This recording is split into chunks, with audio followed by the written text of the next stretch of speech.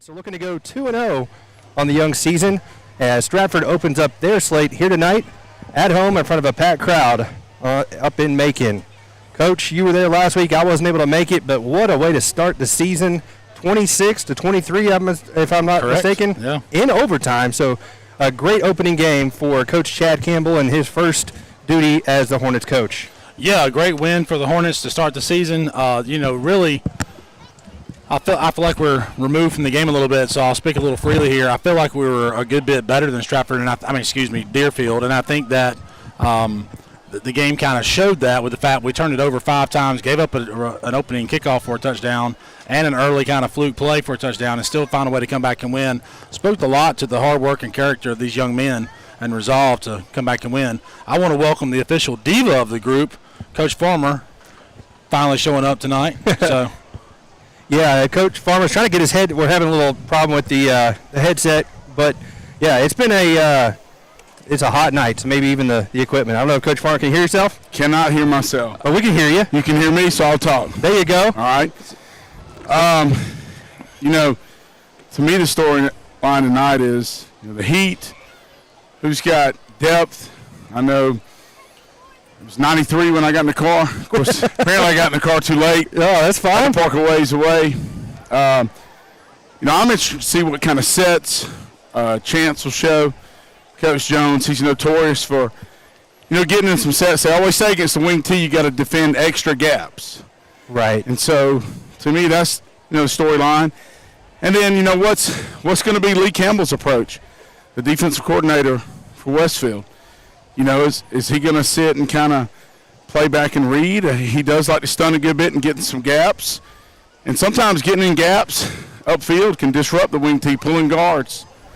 Be interesting to see how, Stratford's quarterback situation with ex-Westfield player Connor Fitzpatrick. I know that's can you imagine your first start against your old mates? And so a lot of storylines tonight. Yeah, it should be great. I mean, these two teams obviously know each other well from their days in GISA back before the split, where Stratford decided to come to GHSA for a little bit. But now they're back again, and the rivalry renews here once more. Stratford was the runners-up for state championship last year. They lost to, I'm thinking of what's the team from Columbus? I'm blanking. Pacelli. St. Anne's Pacelli. So it was a good matchup last year. See what Westfield does this year. Chad Campbell obviously trying to get things going in the right direction for his Hornets as the captains make their way out to the midfield stripe. Stratford's going to have number 62. That is Grant Matson. Number 9, Billy Noblet. And number 1, Nathan Haskell. And across the way for the Hornets, it will be number 17, Hunter Massey, number 51, William Stringer, number 25, Trey Hardy, and number 3, Dean Massey. So those are the captains for both teams as they make their way to the S with the star right in the middle of the field for the coin toss here tonight. Stratford's in their home gray pants, the blue piping up the side, blue jerseys, white numbers trimmed in silver. Westfield all whites going on the road with the green numerals and Westfield in green across the chest for the Hornets and Coach Chad Campbell. So it's a rivalry of former family, right? I mean, you got Giles Amos, you got Chance Jones, you got Ronnie Jones, you got Danny Camp, you got Fitzpatrick, you name it. A lot of names familiar to folks in Perry go up here to Macon, so it's going to be a intense battle between the two squads. It will, and I'll be the Al Roker of the group tonight and say that, you think about the game time backing up to 8 o'clock, as everybody knows by now, from 7:30, and you think, what's 30 minutes going to do? But, that sun sinking behind the trees, the temperature has dropped considerably. I'm not going to say it's not muggy because it is, but it's not super hot as it was even 30 minutes ago when I walked up the hill. It was, of course, I'm a little out of shape, and luckily it didn't go right on. 91 right now? Yep. Wow, that doesn't feel like 91 to me. No, it does. I mean, I think when Brett and we got here about, 5:30, it was probably 99, if not more, with the heat index. I think all those afternoon practices Coach Farmer is conditioned. It feels like 91 to me, considering I just sprinted from the tennis courts. Yeah, I hear you. It's that's on the other side of campus. So the coin toss. We don't believe you, Rhett. Has been made, and Stratford will start with the football They'll move right to left here in the first quarter. Westfield actually won the toss. They deferred, so they'll go on defense here to start as Brett's getting all the camera set up here and getting everything going. One point of interest to me as a long time having played and coached in the GISA, now GIAA, Stratford in their traditional gray, but for the longest time they just had the gray with no piping. Right. So the stripe. That's true. But maybe that's like, a lot of times schools go back to maybe a 50-year anniversary uniform. I don't know when Stratford was founded. I know it was early 60s. Yeah, they're going with the kind of Dallas Cowboy.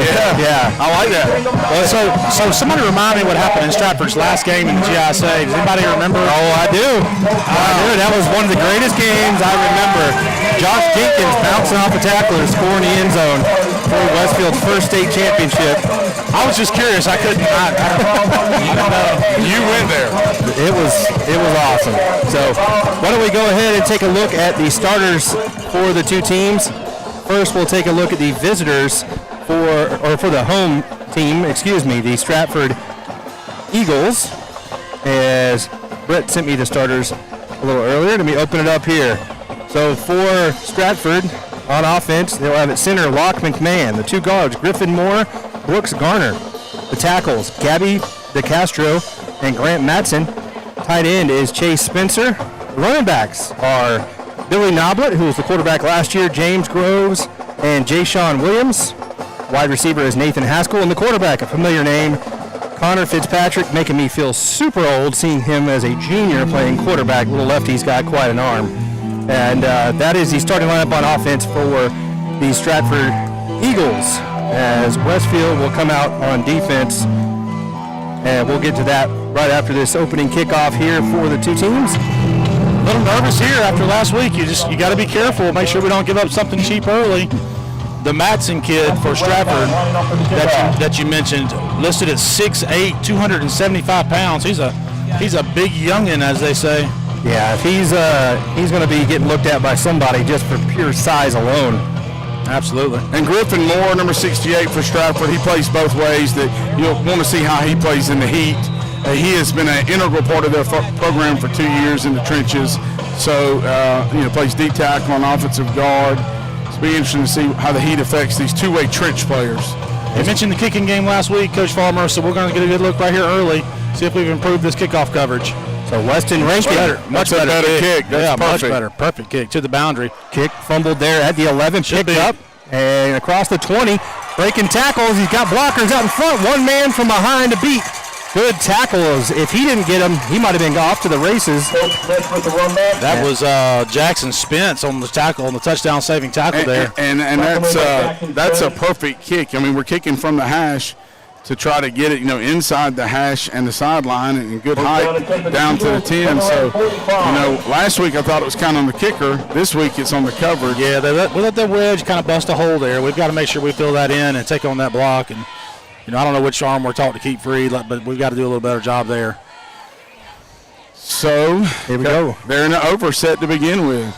Yeah, first down and 10 here at the 45-yard line. Wing T set. Fitzpatrick under center. They're heavy to the boundary up top. They are in the backfield on the offensive line. That is probably trapped there, but their left side of their line was not on the belt line. That should have been an illegal formation. That was a handoff to Noblet. They're going to mark him right at the midfield stripe on the 50-yard line. It's a gain of 5. Now they're actually going to mark him back a yard now. Correct me if I'm wrong. He was last year's quarterback. He was. Yep. That's what Brett's got some good stats here we can show here in a moment. They said Coach Campbell, Lee Campbell, told me earlier this week they kind of move him around all over the place, just trying to. I think they count on him to be a key player for them offensively. So Brett's showing on screen looks like a little comparison. Noblet, as the two quarterbacks there, you take a look at their stats from last year.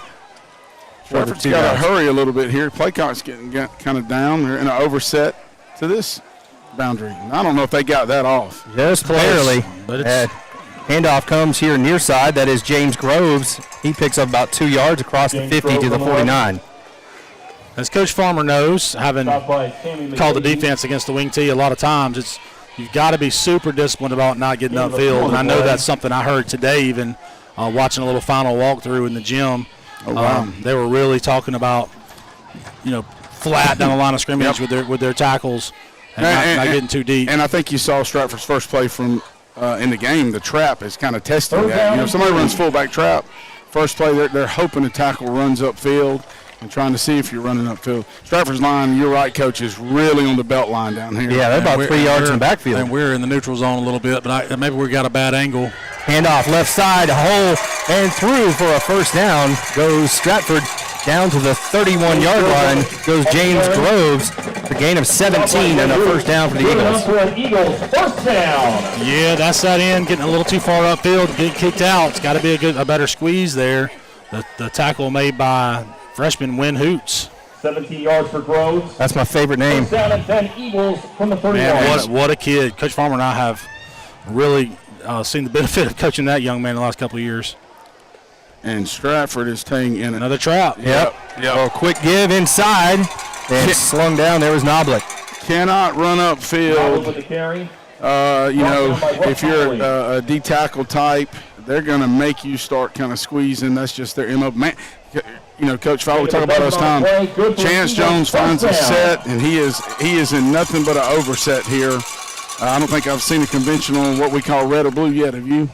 No, we have not, and we play a head-up nose on the center, so they're just blocking down on him with the play side guard. It's a long trap. They're trapping the 5. The tackle's released to the backer, and there's just a hat on a hat. And that's how you trap the 50, or what's like a 50 scheme for us. So in the red zone, 1st and 10. Fitzpatrick under center, puts a man in motion. He'll give it off. Cut back over the middle, tries the left side, and drags a defender Michael Easom down to the 12. Groves on the carry. Yeah, Easom got on his back and held on for dear life, but a pickup is about 7 yards. It'll be 2nd down and 3. Opening drive of the first quarter.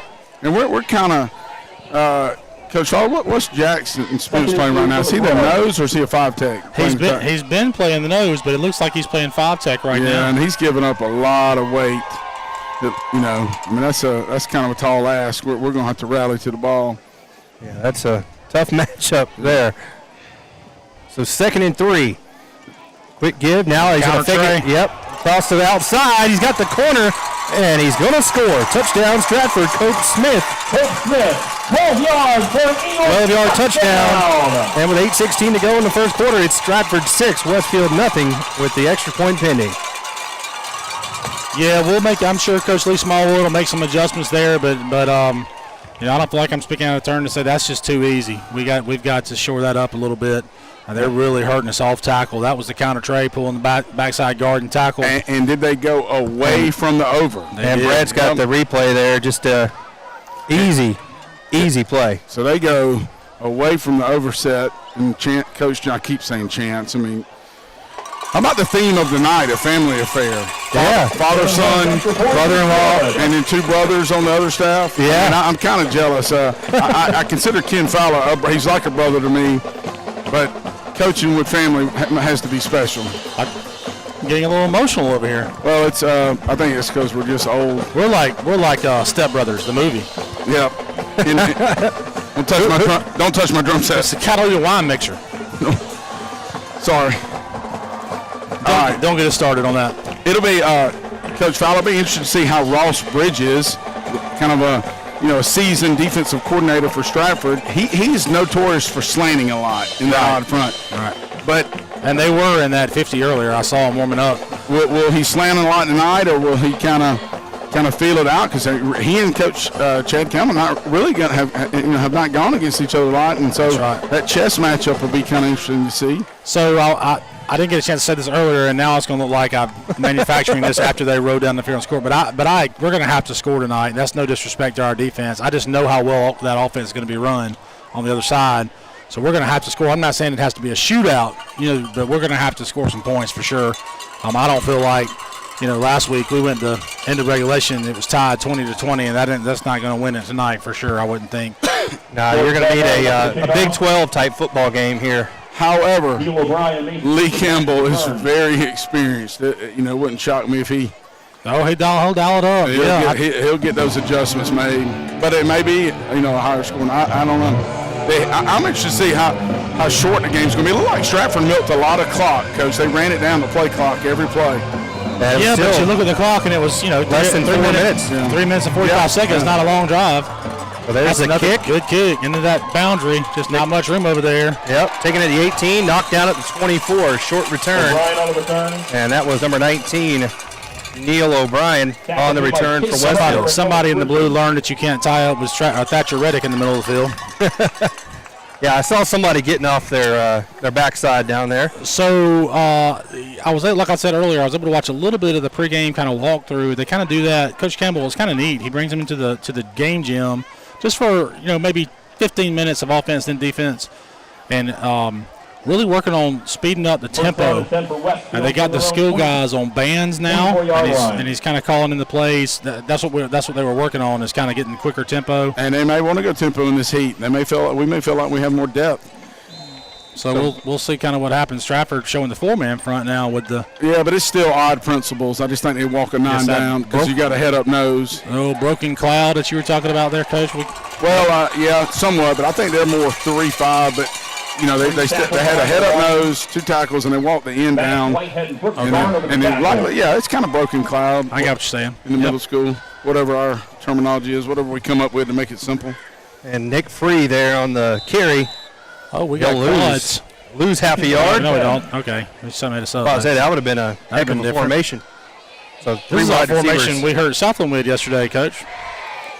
And he'll hand it off, makes first man miss, and gets to the 25, pick up about 1 yard, but the Stratford defense swarms to the football. It's going to be 3rd and 9.5 to go. And that is Maddox Whitehead and Evan Deviney with the tackles. 3rd down. So does Stratford go pressure here? Historically, they have, not brought a lot of pressure on these downs. They'll definitely you may see the line slant wide side, the D line, but they're kind of quarters coverage here, or some type of 2-shell. They flex Easom in the backfield. They're going to fake the handoff, look to pass, got pressure in his face. His Gay's going to keep it, and he's going to go out of bounds at about 29. Could have been a late hit there. Definitely should have been a late hit. And Ross Bridges is exhorting number, I believe, is he 18 or 19? The back flaps, the old back flaps. Yeah, that's for Westfield. George Dunn. So now it'll be punt time for Westfield. Here from the 29-yard line, back deep is number 6, Cope Smith. Brock Johnson, a freshman. Yeah, he's cleared to play this week, so we're hoping he can get a little time on defense. 4th and 5 here. Snap and the punt. That's a end over end, pretty good kick. Fair catch called at the 40, and that's where they'll start this drive. 1st and 10. They lead 7-0. 7:06 to go here in the first quarter, and I think we're going to have a water break. So why don't we take a quick break with them? You're watching Westfield football here in the Middle Georgia Sports Network.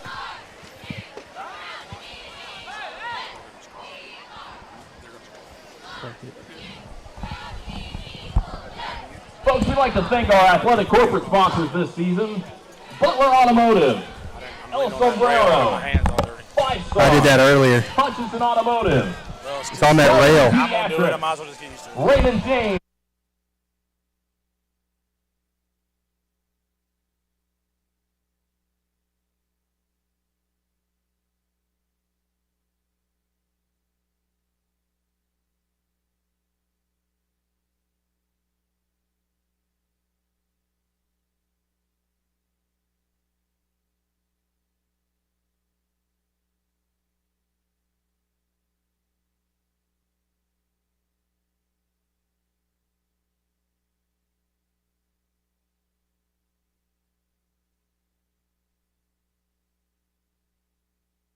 And welcome back here to Cantrell Field, where Stratford leads 7-0 over Westfield with 7:06 to go here in this first quarter.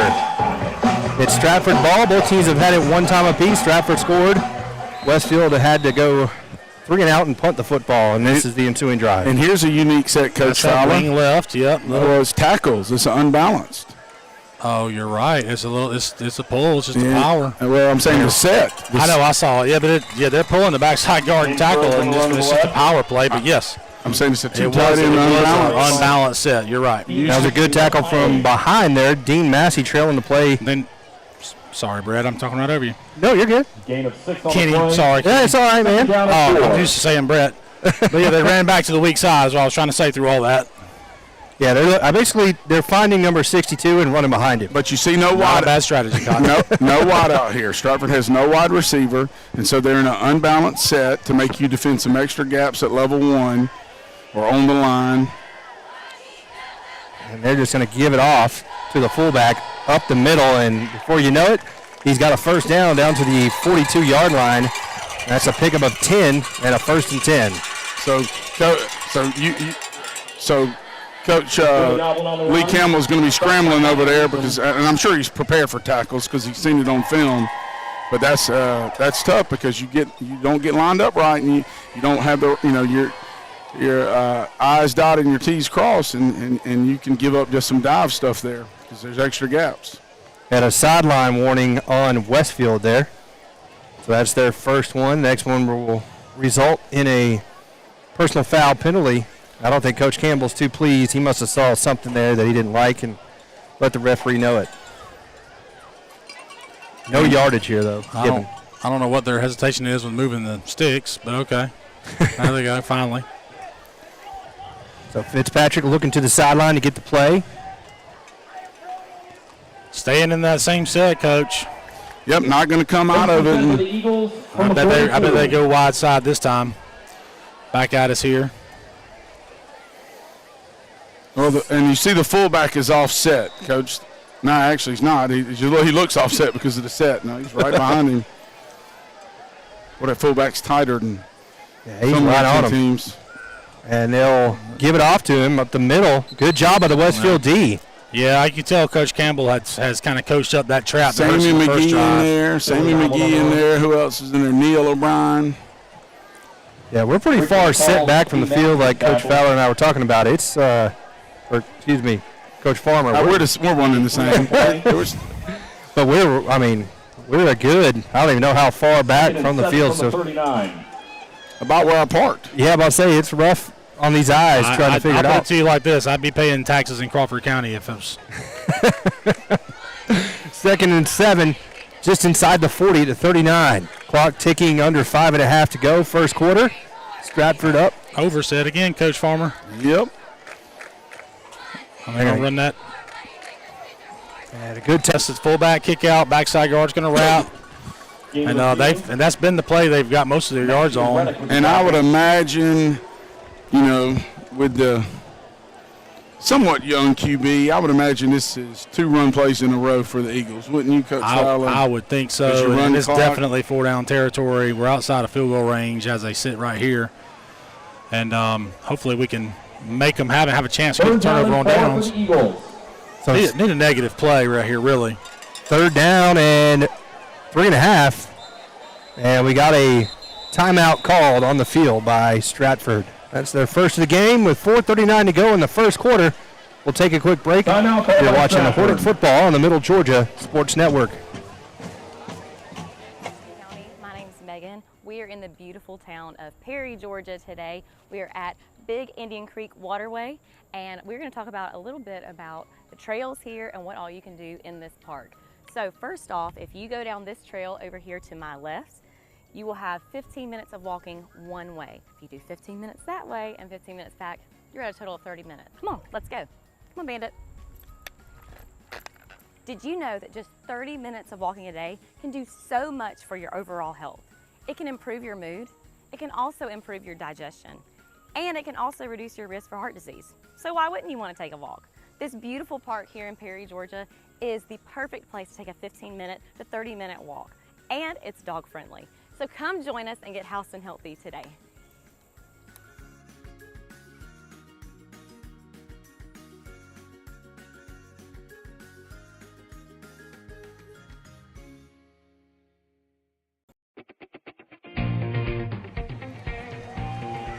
And we're back here at the House to Healthcare injury timeout. 3rd down and 4. You wonder what what caused Coach Chance Jones to call timeout. Did he want to check to something else, use a timeout and get out of that play he was in? Oh, it's going to be jet this way is my bet. Yeah, he got a single wing out to the right, put him in motion. They're going to hand it off. Same play. That's a good. There it is. We got the play. Got him stuck. Yeah, So Westfield Power sleep still. Thatcher Reddick in there. 52 as well. That's Sammy McGehee. Did I say that right? I think that's same. I asked his dad that last week. No, nobody knows really. There's the extra E. He actually got a. Yeah, I know, but I think it's. I think it's pronounced McGee. McGee. Okay. Yeah. His father will tell me, say how you want to. He did tell me he took say great how you delight like. in listening to the conversation of us all guessing how to say it, though. I think he likes to keep us guessing. He's got the extra Michael Jackson in there. Yeah, this is a huge down in this football game. Absolutely. So 4th and a long. They're going to have to call timeout again, I think. This under 10 on the play clock. Yeah, they're going to probably burn another one, or they're going to go quick. They better hurry. 2-1. Got it off just in time. Fake the hand up. Coming here near side. The old belly. Oh, flag. That's coming back. Yep, The whole, coming back. 62 with a chop. Coming back. Yeah, that's the belly sweep, Coach. You don't see that much. Flag on the play. 52 with the chop. I think one guy, the defensive lineman, was engaged up high, and I think he went down below the knee. Well, if it's a chop block, that's 15 yards. That's going to be a beneficial call because it's 4th and about 18 now. That's what I saw anyway. It was right at, and he did not argue. 62. He's like, yep. I saw him getting up off his hands and knees. Brett might have a replay. Nope, don't have that one. We'll wait the call. So I've seen 2 teams run the belly sweep, Block against Stratford. sort of frequently. Stratford and Central Fellowship actually ran it a lot with Coach Walls. And Burt Brown used to run a good bit. Yeah, he did, but we didn't play Brentwood a lot. But you're right, he has run it. I know you have in your history, but Referee did not make a signal, but I heard the PA announcer say that it was a. So punt teams, that's a tremendous break there for the Hornets. From the 47-yard line. Yeah, that's a huge play. I mean, you get a touchdown called back. Yep. And instead, it's a chop block 4th and 16 or so. You got to possess the ball here. I'm so paranoid when it comes to punts. I almost. Oh, here they come. Oh, we Almost got it. we got to get away there. Yep, Peter. That should be decent field position. And that clearly, I think our coaches had seen that snap does not have a lot of pace on it. You can Seen that on film? Yeah, you can come. I mean, I guess maybe not. But I'm saying, it was clear that we were coming. Yeah, almost got it. Okay, would coming after it, even if it wasn't an actual punt block team. And Brett said the clock never even started on that play. They were working on that in that little walkthrough I saw today, working against lining up against punt, but it was like one of those spread punts where everybody spread out. Like there's 5 yards between each player. And they were working on how to line up to it. So that's like the Urban Meyer special. But that's not what they did there. That was the old what we call tight punt, right, Coach? Yep. But not with the conventional up back. I'm not going to be surprised if we don't take a shot right here. And Stratford looks like they might have the same idea. Quick give up the middle. Ooh, good hit. Yeah, but he was 6 yards downfield. It's a great game, but Nicholas has got to figure out, and that's the easy way to figure it out is you can't run straight up. Was that number 9 for Stratford, Billy Noblet coming in there? It was, yeah. Safety came in from the back and hit number 32, Nick Free there. And like you said, Coach, he was running very upright. You got to have that forward lean when you're a running back. So it's 2nd down and 4. And they'll fake the hand, a quick pass, and knock down at the line of scrimmage. Good job by getting your hands up there by number 3, Brooks Garner. Yeah, a little, well, it could have just been a play action, but it looked like an RPO. Pre-snap read, and I think the guy was open there, kind of in the hook curl area, but the D-lineman got his hands I think up. it was a linebacker 3 that knocked it down. Oh, was it? Okay. Yeah, he was coming on the sat blitz. in the pass lane. Brooks Garner. So now it's 3rd down and 4 at their own 27. Westfield looking for their first down. Little draw. Delay, and no way was that going to work. From the start, it was boom. 68, Griffin Moore on the tackle for the Eagles. Yeah, we're having some problems blocking their big guys up front. So it's 4th down and 9. And here comes the punt team for a second time. Sometimes for the draw game, that's a good safe call. Coach Campbell saying, I'm not going to panic. And, my defense has held the last series. I'm not going to panic. Of course, it was with a penalty, but I'm not going to panic. I'm not going to throw something crazy, and I'll try to catch them with a draw. And not, I'll punt it away and just see if Brock can get off another good punt here. Smith back. Yeah. Hit up and with his toe up a little bit. Yep, the old toe up leads to the word nobody wants to say on the golf course. And not that was really what did he net there? Like 27-yard punt. Punt down by So it's right inside the Westfield territory, about the 49.5-yard line. So we're down to 2:05 to go here in this opening quarter. If he got 28, you'd be happy with high school 35? Yeah, 35. So it's 7 yards. I mean, we don't got Giles Amos down there punting. No. Giles, they were the Stratford's, well, not all the staff, but a lot of the staff was at our game last week scouting us, and Giles was there, and Coach Farmer and I got to spend a few minutes with him. It was really cool to always catch up and talk about his time and playing in Mexico. And he says he's currently looking at options in the XFL and even the Canadian Football League. His agent's hearing from some folks, so he's hoping he can catch on with one of those teams. Would you draft him for your Macon County League? We're in the beautiful town of Perry, Georgia today. We are at Trampoline League. Well, he'd be the lottery pick, wouldn't he, in backyard? Yeah, he'd definitely be in the lottery. Yeah, no doubt. Well, I know he's playing in that Mexican league or something, right? Yeah, so I was just talking about that. You had to go off headset. Oh, sorry. No, that's no problem. It's no problem. He did. His agent is currently in conversation with a few XFL and Canadian football teams, just hoping maybe to catch on. No guarantees. So he's definitely not giving up on the dream, though. He says he's still pursuing it. He's fortunate in that his brother-in-law, Chance Jones, here and the Stratford Academy are willing to work with him in the offseason. So awesome. All right, the Eagles going, Coach, with your blue tight. They've so see if we go jet to the far side here. Yeah, kind of. They bring that corner in and they'll jet you or something. And muddy in the backfield. Oh, he's got a man. Can he hit him? It's a good ball by Connor. And it's caught. Wow. For a touchdown. Your first pass as an Eagle. 49-yard touchdown pass from Connor Fitzpatrick to Nathan Haskell. And Connor's letting the team in white have it. He's letting them know it. And what a throw. What a ball. I saw him warming up, and I told Brett, I said, he's got an arm, and he goes, that's Connor Fitzpatrick. And look, and that's you haven't thrown the ball all night, and you kind of get and you go a different set, and you lull them to sleep, and the secondary doesn't have eye discipline. That was I didn't know if he threw it just a bit too far, but a good job. Who caught it? That was Nathan Haskell. Boy, listen. He had to reach a little. He did. In stride, and that's hard when you're in full. And he kept his balance, too, to get in the end zone. The extra point up, and it is good. So with 1:55 to go, it's Stratford 14, Westfield nothing. We'll take a quick break. You're watching Hornet football on the Middle Georgia Sports Network. My name is Megan. We are in the beautiful town of Perry, Georgia today. We are at Big Indian Creek Waterway. And we're going to talk about a little bit about the trails here and what all you can do in this park. So first off, if you go down this trail over here to my left, you will have 15 minutes of walking one way. If you do 15 minutes that way and 15 minutes back, you're at a total of 30 minutes. Come on, let's go. Come on, Bandit. Did you know that just 30 minutes of walking a day can do so much for your overall health? It can improve your mood.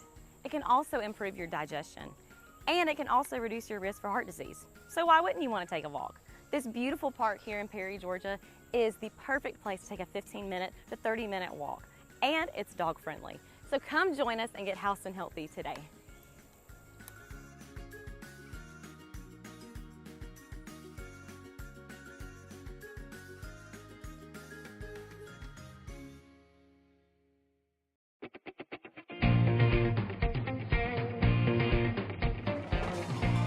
All right, and we're back here. The kickoff will be off the hands of the return man at the 13, picked up now, and he's just going to have to salvage what he can. He gets down to the 10. So looked like a little mix-up that time between 19 and 15, Eastham and O'Brien, and now Westfield's deep in their own hole at their own 10. Jones and Nathan Haskell on the tackles.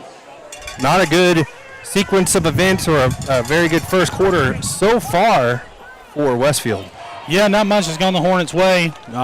What we really need here is some sort of sustained drive. Obviously, points would be ideal, but at least flip the field here. Burn some clock. Yeah. I mean, the entire game has been played to our level. The entire game. That's correct. Yep. Except for the first few plays for Stratford offensively.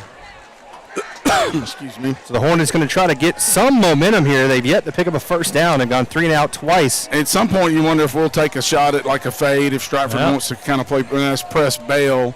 Their corner's kind of bailing a little bit. Handoff up the middle. That's a good job, our O-line. Yep, picks up 4. You do that each time, you got a first down. But Coach Campbell's been a little bullish trying to establish the run. Party on the run. Obviously, Coach Campbell, a lot of experience, a lot of success at Peach County High School, multiple state championships, right? At least one. Yeah, and some heartbreak. That year with the – I don't know if you're familiar with that, the call. Oh, yeah, where he was down. I mean, he's been in some wars. This is like yeah, this is easy. Yeah. Compared to playing in the Mercedes-Benz and all that, yeah. And that's why you don't see last week any panic when last week's game started very similar to this, actually. And then no panic, just, keep on pushing and chipping away and see what happens. It's the way to be. We weren't. What do we got here? Timeout? Yeah, we weren't lined up right. So, and my leg sub, too, due to I think something happened with a little twisted ankle. So I think maybe there was some disarray there. Well, tomorrow we'll be, 2 miles from here, if that, over watching FPD take on Park Lane Academy from Mississippi. So it's the football, what do they call it, Brett? The football challenge, SECIS. So they take a couple teams from each state in the private school ranks and lock them up, see what happens. We did it a couple years ago over at the Crampton Bowl in Montgomery, Alabama, and got to see some good quality talent there from all over. So make sure to tune into that tomorrow. I've heard from a contact that's in the recruiting business that Park Lane has a very good offense. Puts up a lot of points, so that should be exciting because I think FPD will as well. FPD under new head coach Brett Collier. Second down and 6. Yeah, that should be fun. Looking forward to it. Hopefully we get 2 great games. This one here, 14-0 Stratford. Under a minute to go in the opening quarter, 59 seconds. I don't know if I can work back-to-back days. Have to hydrate. Yeah. We go jet. Little toss. Maybe. Oh, he finds a seam. Has a First down. And that's Mason Easton. Uh-oh. He's got great speed. Oh. Yeah, you saw it. It was late. It's just you got to know when to pull up, but he can't see the ball carrier go down behind him, and a little bit of a late whistle. And it's after the play, so it should be 1st and 10, and then they'll mark him back from the 23. So about the 12-yard line or so. So it'll be a first down. It's the first one of the night. But again, that was an unnecessary. Unfortunately, I think we're going back inside the 10, but we'll see how they mark it. But it is a first down, though, so. Let's see if they mark it. Yep, dead ball, personal foul. That was on, well, I don't want to call his number on the bad stuff, but we saw who it was. Trying to get an update on the Hoco Perry. That's the big one going on. Coach Farmer said there was 6 miles worth of cars trying to get into the stadium there in Perry between those 2 high-powered teams.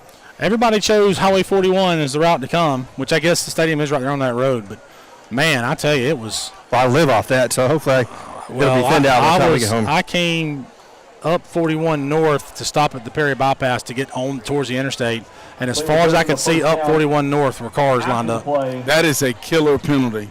Unsportsmanlike penalty against Yeah, they push it back to the 11. You were about right. I guess I was the one that can't count. Well, I think it was half the distance, right?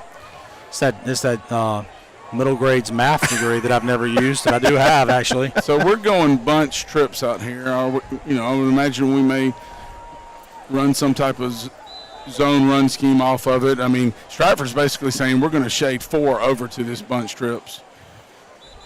Now what do we got? Maybe Stratford. Well, is that? I think they're talking about the spot. I think that white hat, that might be legendary Gary McPhail. I could be wrong, but he's. What a great name for a referee. Sounds like a golfer from like the 70s. McPhail. It might be McPhail. I think that's him. I don't know. Just kind of from. I may be not that he's done anything wrong. I may be completely off. I know he's refed a lot of baseball and football. Well, whatever I'm they. probably wrong. That's like me last week. I could have swore William West called our game, and it may have been, but Yeah. I could not see it from that far. I certainly can't see the face. I'm saying from the mannerisms. Westfield's got a bunch set here to the right. They're going to flex a man over to the tight end on the near side. Tumble him over. Let's coach. Handle off, and not a whole lot there. Maybe a yard. Well, Yeah, trade that tight end, and really probably need to wait another second for to make sure he's set there. Brian on the run. But Yeah, that was. we're gonna have to open it up a little bit, I think, to but it's hard to when you're this deep in your own territory. without a doubt. But at some point, you wonder, when we're going to take the deep shot. I'm sure we do that down and distance Second down and 10. or field position. Well, this is probably going to be the last play of the first quarter, It's not unless. even- they're gonna let it go. Yeah, I think, yep. So that'll do it on the first quarter. After one quarter of play, it's been all Stratford thus far. The home team leads 14-0. We'll take a quick break. Be back with second quarter action on Middle Georgia Sports Network. Who has started her football season with a no-hitter against We are Bacon. in the beautiful town of Perry, Georgia today. We are at Big Indian Creek Waterway, and we're going to talk about a little bit about the trails here and what all you can do in this park. So first off, if you go down this trail over here to my left, you will have 15 minutes of walking one way. If you do 15 minutes that way and 15 minutes back, you're at a total of 30 minutes. Come on, let's go. Come on, Bandit. Did you know that just 30 minutes of walking a day can do so much for your overall health? It can improve your mood, it can also improve your digestion, and it can also reduce your risk for heart disease. So why wouldn't you want to take a walk? This beautiful park here in Perry, Georgia is the perfect place to take a 15-minute to 30-minute walk, and it's dog friendly. So come join us and get house and healthy today.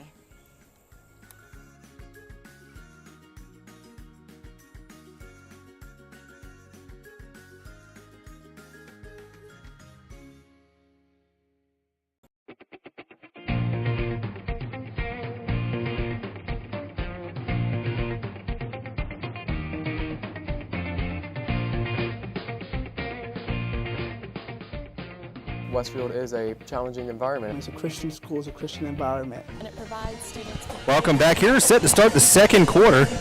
Westfield with a 2nd down and 10 at their own 12-yard line. They trail 14-0. The last update I got, Hoko 21, Perry nothing. Oof.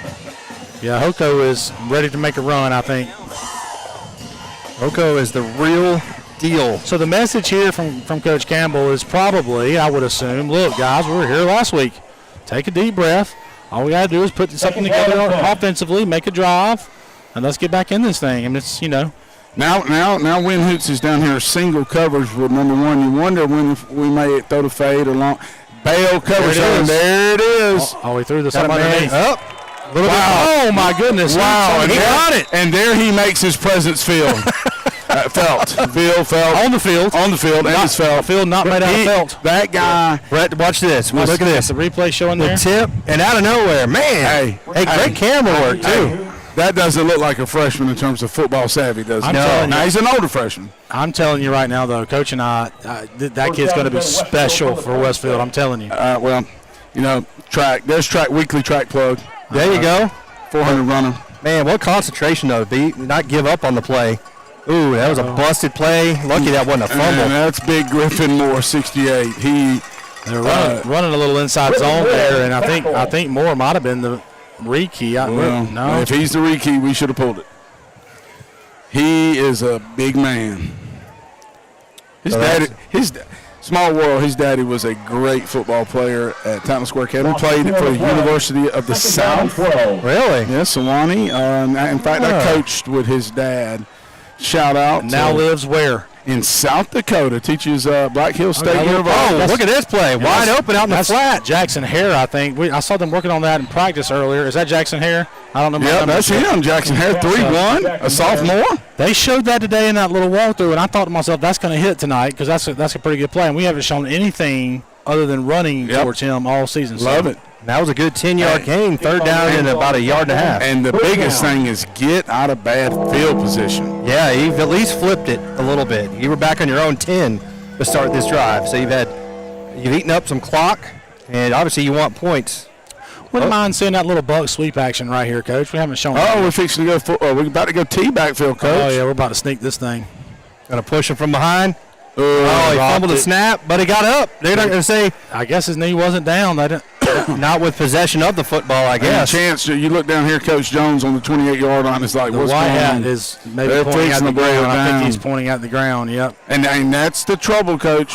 When you're 90% shotgun, Yeah. and then you go under center. How many times have you seen it? Yeah. With quarterback. As a Yeah, Georgia they- Southern fan, I've seen it too much. Unfortunately, it cost us the game against It's hard North to. Carolina State. Do you have a decision to make here if you're coach? You punt it away. I know you leave them in good field position, but it's a yard. I say go for it. I don't. You know. Set the Stay tone. on the field. Hopefully we can take the snap. He may try to no play him right here, and it's a. Yeah, they let Coach Jones. They ran it. About dropped it again. Got the They first, got the though. first though. We look like our left guard, but I think it's because the snap was kind of awkward. Hey, good for us. He's not comfortable under there with that snap. Yeah, is he? but good for us, and I love that Coach Campbell, no hesitation. Yep. Because he knows. James Graham for the tackles. Just mark that play. If this Yep. even if we don't score here, but if we at least flip the field and kind of change the momentum of the game a little bit, just kind of mark that play as a huge moment right there. Yeah, I mean you've gotten 28 yards of offense on this drive compared to, what'd you have total before? and About we- 12. Spot was wrong. And we there. talked about the 68 more coming off for Stratford. I mean, it's hot, it's humid. I don't know if he's cramping or got hit in the stomach, but you talk about that depth in the trenches. And that's 68 not on the field. That's big. Stretching those abs. Man, he got the wind knocked out of him. And we got a little wheel scheme almost looking That's at. a good decision. It wasn't there. That's a good decision to get some positive yardage there. 5 yards. Yeah, absolutely. Hey, who was that running the routes for us? Hey, that's two freshmen running those combo routes, Coach. Is that St. Clair Stone and and Lynn. Win? Yep. Man. Those guys don't look like freshmen, do they? Connor They do Davis on not. the tackle. And there's middle schools all across Macon that are glad they're now playing varsity football all I night. think Kenny's saying, when are y'all going to shut up? No, you're good. I was actually. Love my guys, man. I love them. You're good. Y'all gave me a second to get a starburst, man. I'm all good. Yeah. Have at it. 2nd down and 5. A great play. There's that bunch away from the tight again. Hand off. That's Neil Still O'Brien on his feet. running hard. He does that just to secure the ball. Just bouncing off tacklers and gets a first down. Neil O'Brien. That reminded me of Coach Fowler was Josh Jenkins. That's we're at 2 on the Josh Jenkins. That's bench. it. You know how Josh Jenkins, I don't know if you're listening, but you are a legend. Well, these guys' minds. Now, Coach Farmer and I, we think you're pretty mid. But the rest of these are 2 here. that's what makes me feel old is when I see him on Keller Williams signs, right? You know better than that if you're listening, Josh. Josh, Coach Fowler doesn't speak for me. No, he knows we love him. Crazy eyes. Yeah, the Wolf. The Wolf. He and Carson Martin. Shotgun snap, the Wolf. looking to pass. Receiver was pushed out of bounds. He's going to throw it away. That's a good play to get rid of That the ball. was good coverage by the corner. I mean, it was a physical coverage and Cal Phillips. good, that's just good secondary play by number 9. Yeah, that was Noblet that pushed him out there on the far side. Kind of took away the chance of any kind of pass. So it's 2nd and 10. 8:09 left to go in this second quarter. Starting to see some guys from Stratford get a little winded over here on the sideline. Yep. It's, 2nd down and 10. even though that sun's gone down, it's just humid. This is their first game. Yep. Up. We got a false Delay start. game or I think Coach Bridges Timeout. called a That's timeout. second of the quarter of the half. Or Coach Jones called it on his behalf. Coach Bridges did not like that set or his group's tired. Yeah, we're leaning on him a little bit, Coach. It's starting to look like we might have a little something going here up front. yeah, he noticed the same thing you did, Coach. Obviously, you said they're looking a little tired, so he decided to go ahead and call the timeout, let his guys rest up a little bit. What kind of guy puts a pack of Starburst down with strawberry on the top? I know, right? That's And automatic. cherry. I'm taking that every time. There you go. Don't mind if I do. Don't even know why they make lemon and orange. Just need to do the all reds. Got to do the all reds. Brett, do we have any sponsors we need to thank? Let me see. Houston Healthcare. So big thanks to them. They're sponsors of all the injury timeouts. They'll take care of any of the injured Hornets. Hopefully, Perry, Warner Robins, anybody within Houston County, they'll take care of. So, and last update we got again was Houston County 21, Perry nothing. Houston, I read, was number 3 in the state in preseason, and I'm sure they helped it last week with a big victory over Sumter County. A wide trip set. We really got these trips spread out down here. Look for us to possibly. We might have an illegal formation. We do. Looking to pass. There's a wheel. We wheeled the back out of it. Oh, he's going to throw it late. Good thing it went out of bounds. Yeah, he threw it out of bounds. Stratford had that defended really well, because sometimes an OLB type's got to open up and run with that wheel route. So now it's going to be long 3rd down and 10 here at the 47-yard line for Westfield. They've controlled the clock here in this second quarter. Did not have it much at all in the first, so it's been a completely different story. Westfield obviously wants to get some points, though, to bring this thing back to within a score. It's 14-0 Stratford. St. Clair in motion, resetting. We go tail motion. Throw again. Had a man down the seam. Now he's pressured. He's just going to have to throw it away. Hey, listen, you know, it looks like Stratford D-line's getting pressure. Stratford secondary has played well. They have. Yeah. He had a man for a moment on a little skinny post down the middle, but he held on just a little bit too long. Now they're going to have to punt. All right, need a good punt here from Brock Johnson, and then you've done what we kind of, at least the minimum of what we set out to do there, which is flip the field. Stratford had Stratford's defense on their heels a little bit there. It's unfortunate we couldn't continue to push them down the field there, but just need to punt them deep right here. So Johnson gets it we go. away. Good That's a kick. pretty good end-over-end kick. Should take a good forward yes. roll. Yeah, that's perfect. That's Don't a let you good. contain. Good play right there. Oh, he kind of tripped him up. Good tackle. Play by, who is that, number 1, Jackson? Is that Jackson St. Clair? It is. The water bug. He's quick. Goes for the return out to the 16-yard line, brought down by Jackson St. Clair. Another big game in the county, in Houston County, with, Houston Peach. It's Northside Peach County tonight, so be Yeah, curious. that is a good There's one. a lot of crossover there, too, with Ben Bailey, the new head coach of Northside, And then playing against the school he was the offensive coordinator for last night for the Campbells. And you know Or where last year, excuse me. For you the know where Campbells. his brother is. And over coaching for the Eagles, right? Yep, Georgia Southern defensive coordinator. I'm anxious to see how they look coming out. Yeah, me Can't be too. much worse on defense, so he's got that going for him. If you can tackle, it's going to be an improvement. Well, So they could not tackle last year, and believe it or not, that guy went to the NFL. The guy who was our defensive coordinator last year at Georgia Southern. So they got lucky because let me tell you, they got a good one now. yeah, he's Brandon is a rising star. According to some of my contacts, Thomas Gregory played at Westfield and played at Stratford. He's starting at center tonight for Peach County. Wow. Same, yeah. awesome. Very cool. Well, it's good for him, but you kind of one of these schools Wish they still had him. Yeah. yeah, you know, he's Well, I know he had gone to Peach County. He's a good player. I know last week Peach had a rough start to their season. They lost pretty big to Baldwin. But Baldwin's got a running back that's been offered by Colorado. So Dion was in the Ville, huh? I don't know if he was in the Ville. I grew up in Milledgeville. If he was in the Ville, I wish somebody would have let me know. I might have ditched y'all last week. Hot take: Colorado's going to have an awful season. Absolutely. Yeah, I think so. With all due respect to Coach Prime, 16-yard line. it takes more than I'm gonna shut up. I don't want to. He might have. He might be watching. It takes more than say. Well, no, he's obviously can coach football, but it's. Gave a couple toes for the program. Handoff. down. Noblet, left side. Good job by the All right, so Westfield we're- D. Coach, was that 984 down? It was 984. Oh, we're calling. Oh, look at him pointing, Coach. I'm pointing too, Good guys. point. I love it. I'm pointing too. Give him the ball.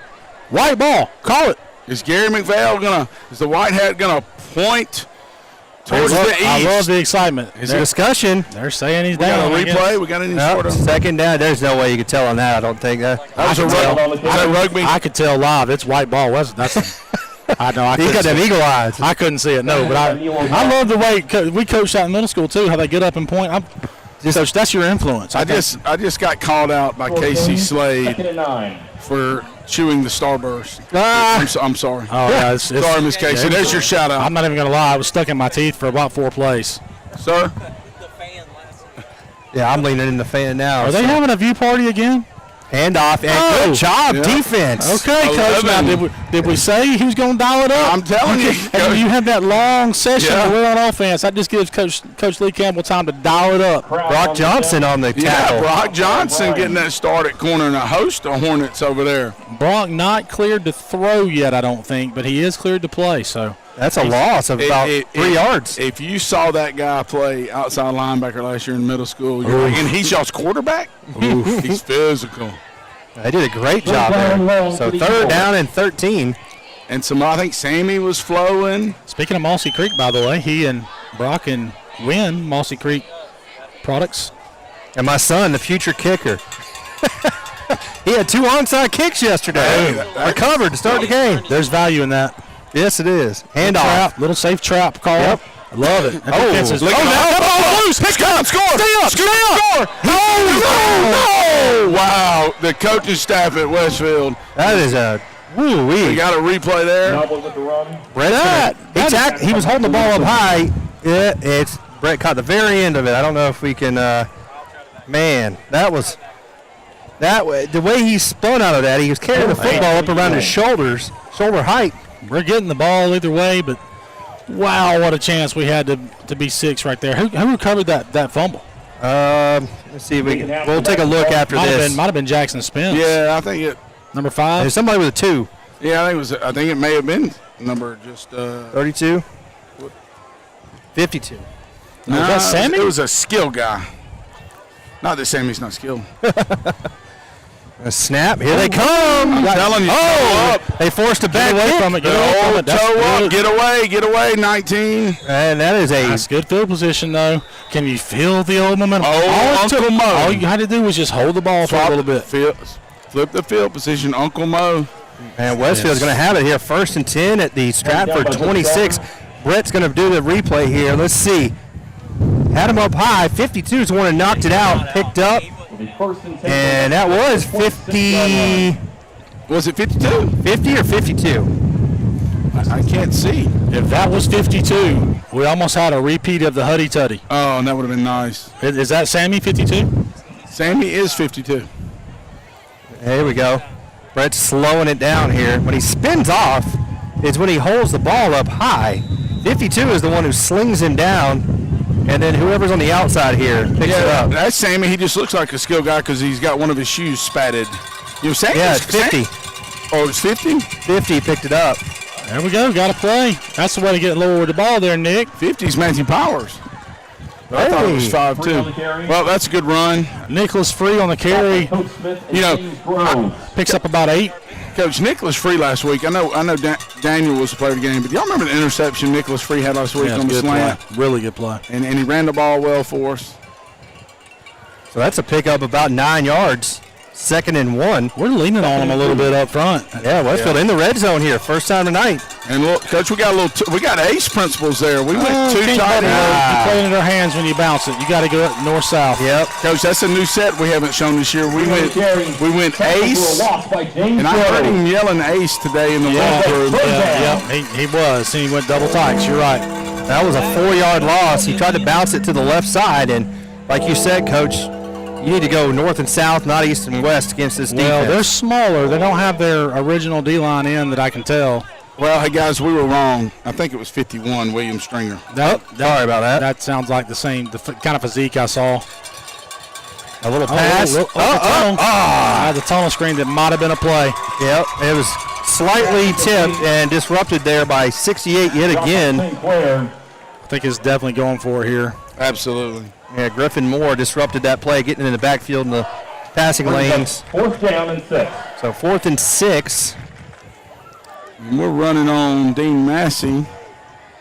You're kind of in no man's land here. This would be, what, a 39-yard, 40-yard field goal, something about? Is Dean that other tight end? Yeah, he's that other tight end, so that's why he's coming on. And some ace, just ace would too. We're going to probably throw a fade up top. That's what I would do. He's going to call timeout. And Coach Campbell just wants to see the coverage. He wants to, that's an even set. He may want to see what they were in. You kind of go an even set, 2 receivers and 2 tights, balance it up, and then you kind of see what they're in. 3:47 to go before halftime. Stratford led 14-0 after the first quarter. There's been a little bit of a stalemate here in the second, but Westfield's got all the momentum. But they have a 4th and 6 here at the Stratford 22.5-yard line. They want to get some points and try to bring this thing closer before the break. They will get the ball to start the second half. Yes, you're in good shape. If you can find a way right here to get some points on the board, but even if you don't and hold them before the half, you feel like coming out, you get the ball, and you can make some adjustments at halftime. Right. You feel like your defense has adjusted already. So CFCA is leading Southwest Georgia Academy 7-6. So SGA played Terrell last week and threw the ball once. I like the game, which I'm not opposed to. What's wrong with that? You may have seen that before from somebody else up here. Yeah. What's wrong with that? They lost, though. They lost by 2 touchdowns. That's the problem. It's hard to lose by 2 touchdowns and not throw the ball but one time. Well, look, if you go to Damascus, you better run the ball because you're going to get home late anyway. We broadcasted from there one time on a rusty, rickety stairwell with a speaker right above my head. It's still that way. Ooh. We kind 4th of and 6. A little screen. Nice. Maybe that guy's got some speed. That's six, baby. You ain't stopping that. Good block. What a block. That's a great block. What a Touchdown. block. Guess who won the block, Coach? Win Hoots. And a little Trey Hardy. Dialed him up a little tight end screen or. That was a beautiful play call. Trey Hardy. Guess what else they showed in Walter today? He had these plays dialed up for Stratford's defense, and they've all hit. So a lot of credit to Coach Campbell there. The only thing I was worried about, and that outside corner is talking to him, is a block in the back. Well, he was engaged, though. He was engaged. Was he in the slot pre-snap? I think he was in the slot. We were in dubs. 2 by 2. It wasn't empty, was it? It may have been empty. Or do we have a back in the backfield? So on for the extra point, Wexton Rankin. Oh, did he get line drive? I think it's wide left. Ball did not disappear from up here, so it's. Weston Rankin misses the extra point, but Westfield gets on the board. It's 14-6 Hornets. We'll take a quick break. You're watching Hornet football here on the Middle Georgia Sports Network. My name's Megan. We are in the beautiful town of Perry, Georgia today. We are at Big Indian Creek Waterway, and we're going to talk about a little bit about the trails here and what all you can do in this park. So first off, if you go down this trail over here to my left, you will have 15 minutes of walking one way. If you do 15 minutes that way and 15 minutes back, you're at a total of 30 minutes. Come on, let's go. Come on, Bandit. Did you know that just 30 minutes of walking a day can do so much for your overall health? It can improve your mood, it can also improve your digestion, and it can also reduce your risk for heart disease. So why wouldn't you want to take a walk? This beautiful park here in Perry, Georgia is the perfect place to take a 15-minute to 30-minute walk, and it's dog friendly. So come join us and get house and healthy today.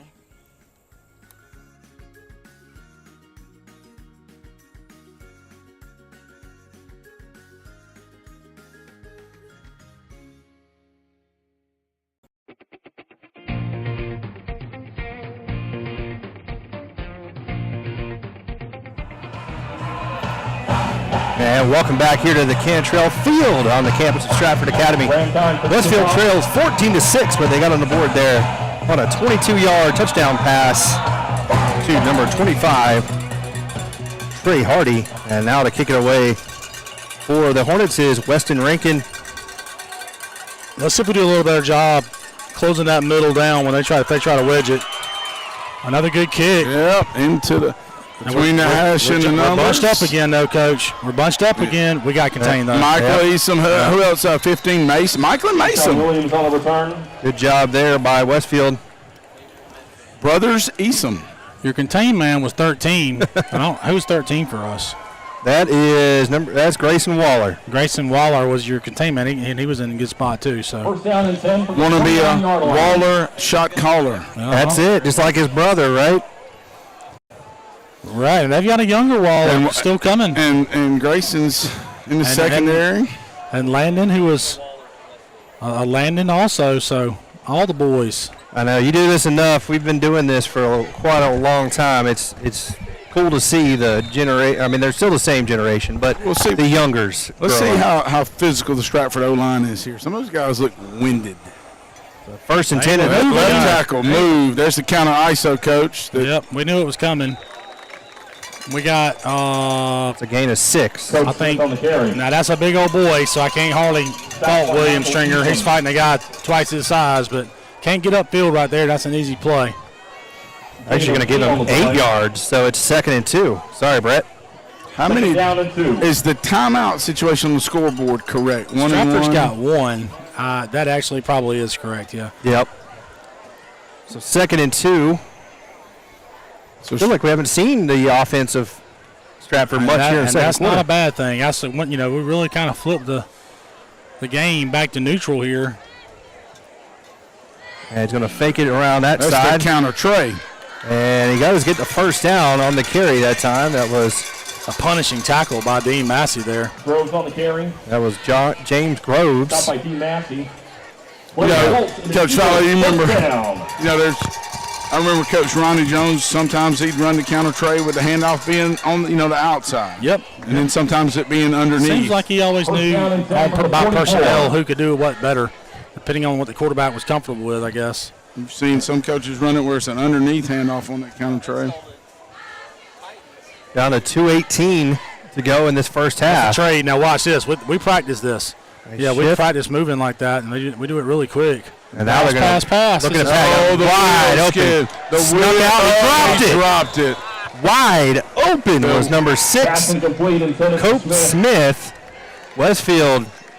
That's a break. Yeah, they did not cover the man. He snuck out of the backfield. So that is wheel off the waggle. Quick announcement, we need Coach Kate for staff. They'll probably be going back to that one again at some point in the ball game, you would imagine. Again, Coach Kate, her staff. That's a big break for Westfield. Please meet on the track.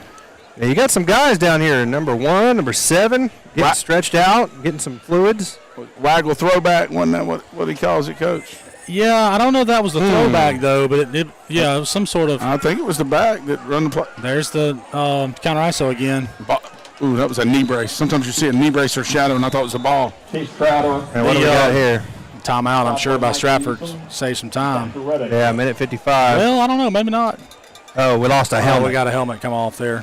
Yeah, number 4 for Westfield, Michael Easom, lost the helmet. And the clock should be running. There we go. Started back.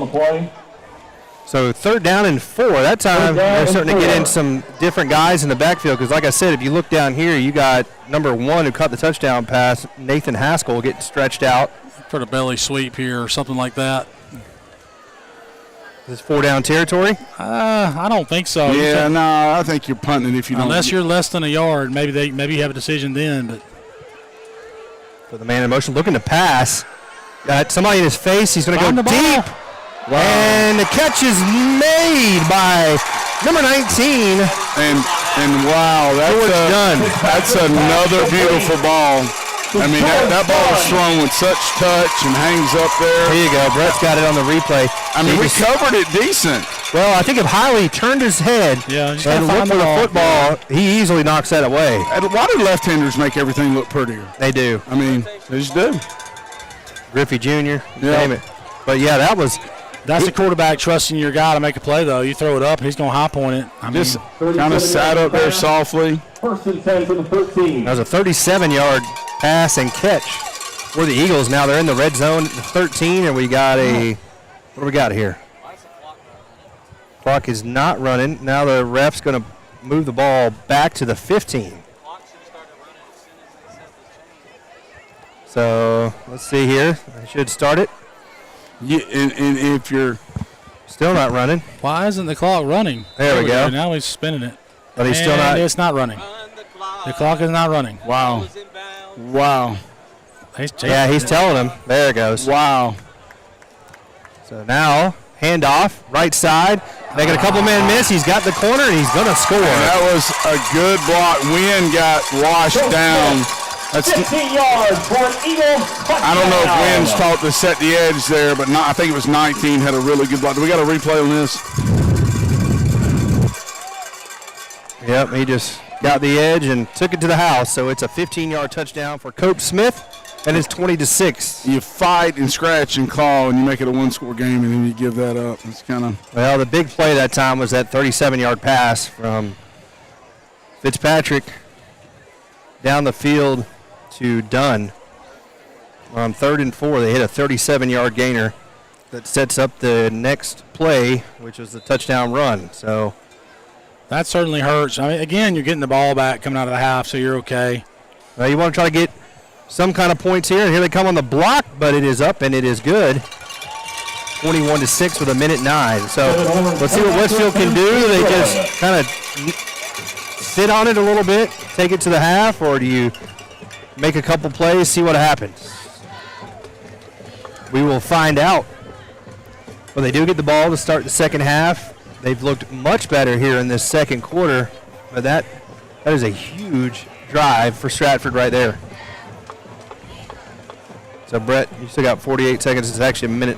Yeah, he's going to have to catch up. So, 1:09 is actually what they have here in the stadium. 48 is probably about accurate. Yeah, I'm about to say, Brett's probably doing the real time. The referee in the box is a little slow on the trigger finger.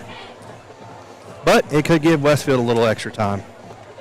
Maybe. They have one timeout remaining before half.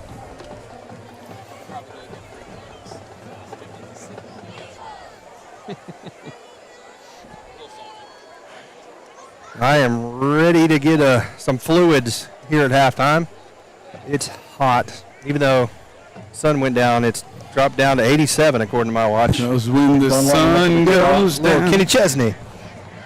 I can't sing. I know. Ken's the singer. Yeah, I don't know. All right, so here to kick it away is Stratford, back deep and taking the kick at the 8-yard line. Oh, that's bus one. That is Mason Easom. Oh, right in the middle. And he's got great speed. Out to the right side and spun down across the 40. With a minute left, now we're going to let the call run. You know, maybe you can take a shot here. Who was that? That was Neil O'Brien. Excuse me. So a good return, and Westfield. Oh, that was Neil O'Brien? I believe, yeah. I got my 15s and my 19s. I think. It's hard to see. I think that was 19. Oh. So at the 43, with a minute or 58 seconds to be exact, and one timeout. Number 6. I don't know our numbers yet. I'm having to learn them. Oh, that's Stone. Okay, Stone St. Clair. They did. They like to make it hard on everybody. So 1st and 10. Gay in shotgun. Stratford obviously going to play safe here. And we're going single route. Got a man. Oh, wow, what a throw. That was a great throw.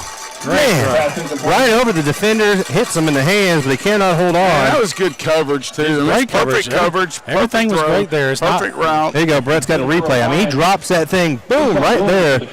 But Easom cannot bring it in. I'm going to tell you, though, that's encouraging, though, the fact that we have speed on the perimeter and we can get just one-on-one deep looks. That, yeah. You know, when you have the capability to throw 50-50 balls downfield, at some point you're going to start completing those and getting your timing better.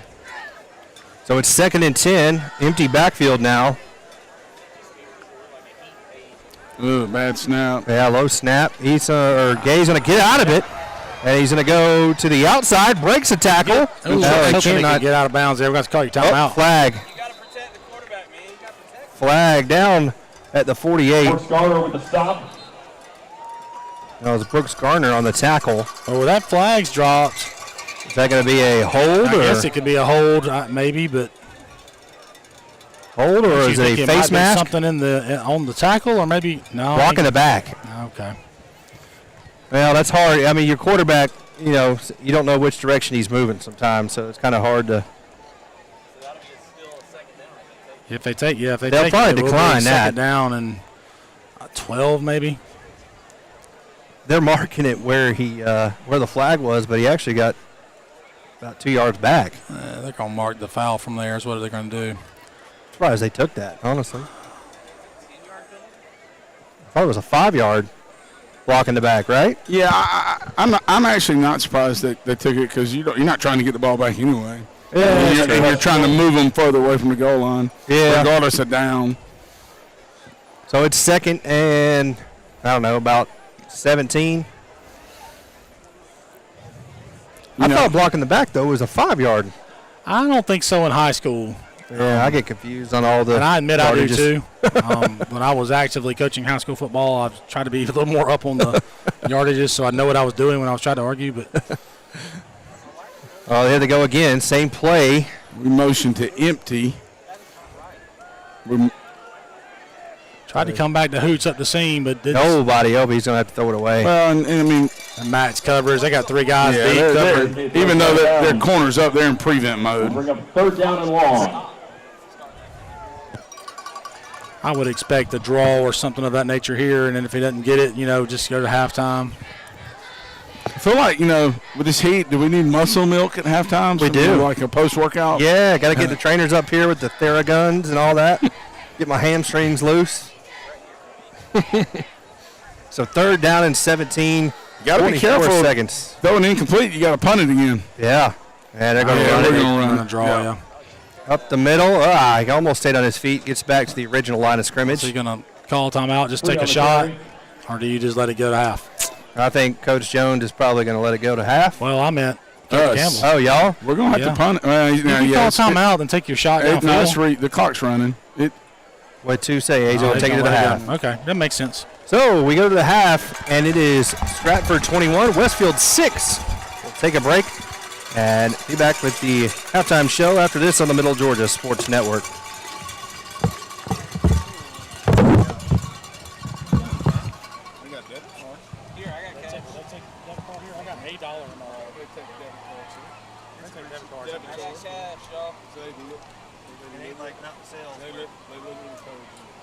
So what exactly is hashtag Houston Healthy?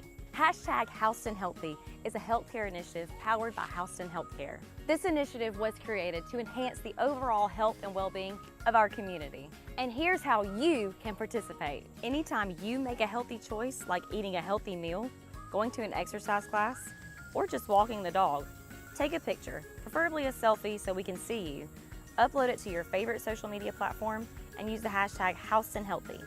Let everyone know what you're doing to make Houston County a healthier and happier place to live. Remember, hashtag Houston Healthy. Healthier today for a better tomorrow. What's up, Houston County? My name's Megan. We are in the beautiful town of Perry, Georgia today. We are at Big Indian Creek Waterway, and we're going to talk about a little bit about the trails here and what all you can do in this park. So first off, if you go down this trail over here to my left, you will have 15 minutes of walking one way. If you do 15 minutes that way and 15 minutes back, you're at a total of 30 minutes. Come on, let's go. Come on, Bandit. Did you know that just 30 minutes of walking a day can do so much for your overall health?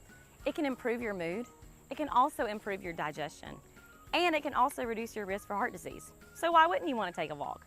This beautiful park here in Perry, Georgia is the perfect place to take a 15-minute to 30-minute walk, and it's dog friendly. So come join us and get Houston Healthy today.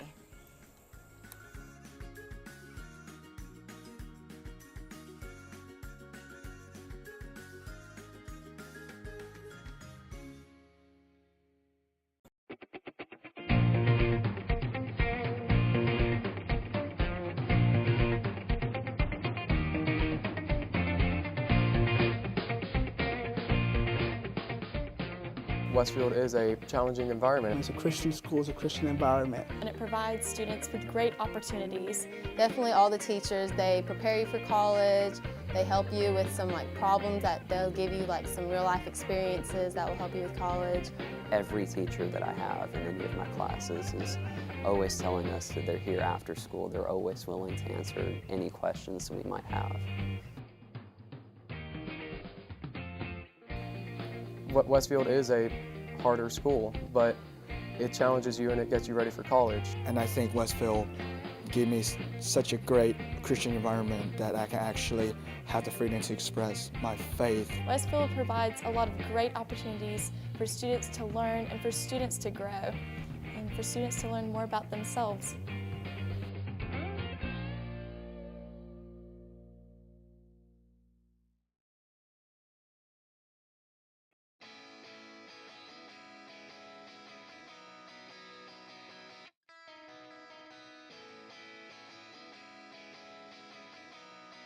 What I like about Westfield is just the family atmosphere that we have here.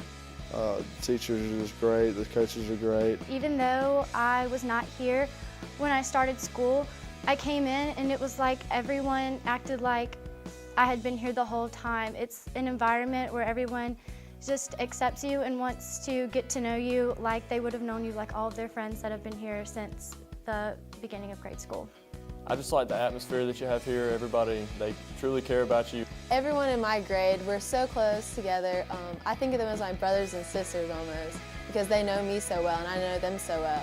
I think the most important thing that happened to me when I spent my time in Westfield is that I actually become a Christian, and then I actually find my faith, and I think Westfield gave me such a great Christian environment that I can actually have the freedom to express my faith to.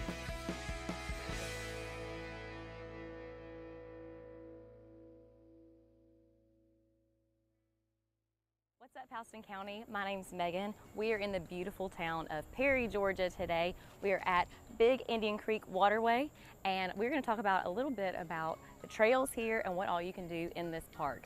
So first off, if you go down this trail over here to my left, you will have 15 minutes of walking one way. If you do 15 minutes that way and 15 minutes back, you're at a total of 30 minutes. Come on, let's go. Come on, Bandit. Did you know that just 30 minutes of walking a day can do so much for your overall health? It can improve your mood, it can also improve your digestion, and it can also reduce your risk for heart disease. So why wouldn't you want to take a walk? This beautiful park here in Perry, Georgia is the perfect place to take a 15-minute to 30-minute walk, and it's dog friendly. So come join us and get Houston healthy today.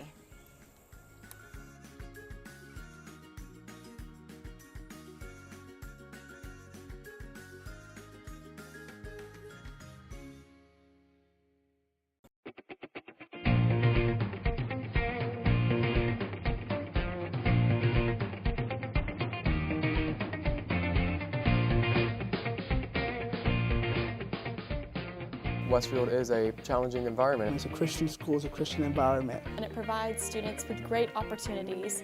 Definitely all the teachers, they prepare you for college, they help you with some problems that they'll give you some real life experiences that will help you with college. Every teacher that I have in any of my classes is always telling us that they're here after school. They're always willing to answer any questions we might have. Westfield is a harder school, but it challenges you and it gets you ready for college. And I think Westfield gave me such a great Christian environment that I can actually have the freedom to express my faith. Westfield provides a lot of great opportunities for students to learn and for students to grow and for students to learn more about themselves.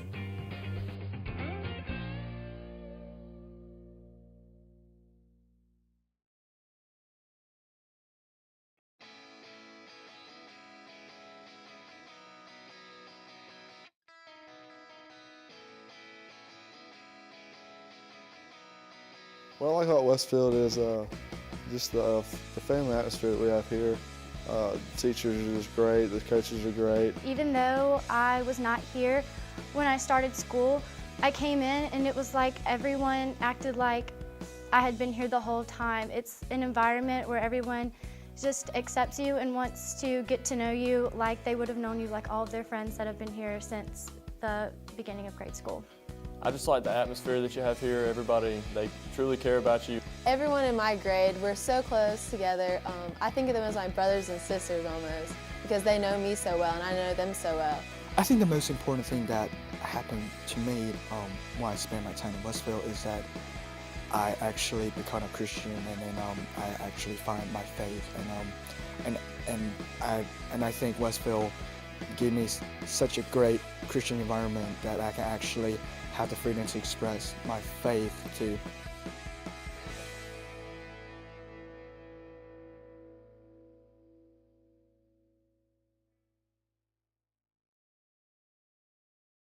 What's up, Houston County? It's Megan. Today we are at the Community Education Department at Houston Health Pavilion with the nurse manager, Miss Danielle Ray. We are here to learn a little bit more about EduCare and what it has to offer.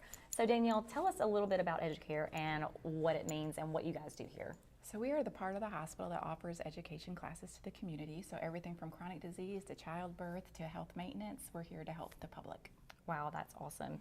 So what kind of classes do you guys offer here? So specifically, we try to help with chronic disease for people with heart failure and diabetes, but we also help with health promotion with things like hypertension, high cholesterol, high blood sugar, and to help people maintain good health with healthy living for life classes and exercise classes.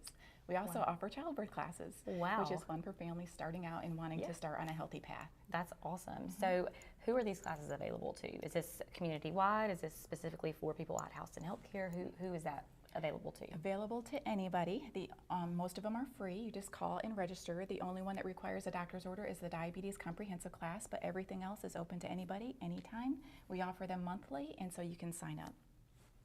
Guys, you can go on to hhc.org, check out the events calendar, see what kind of classes they offer at Educare, how you can sign up, and how Educare can help you become #HoustonHealthy.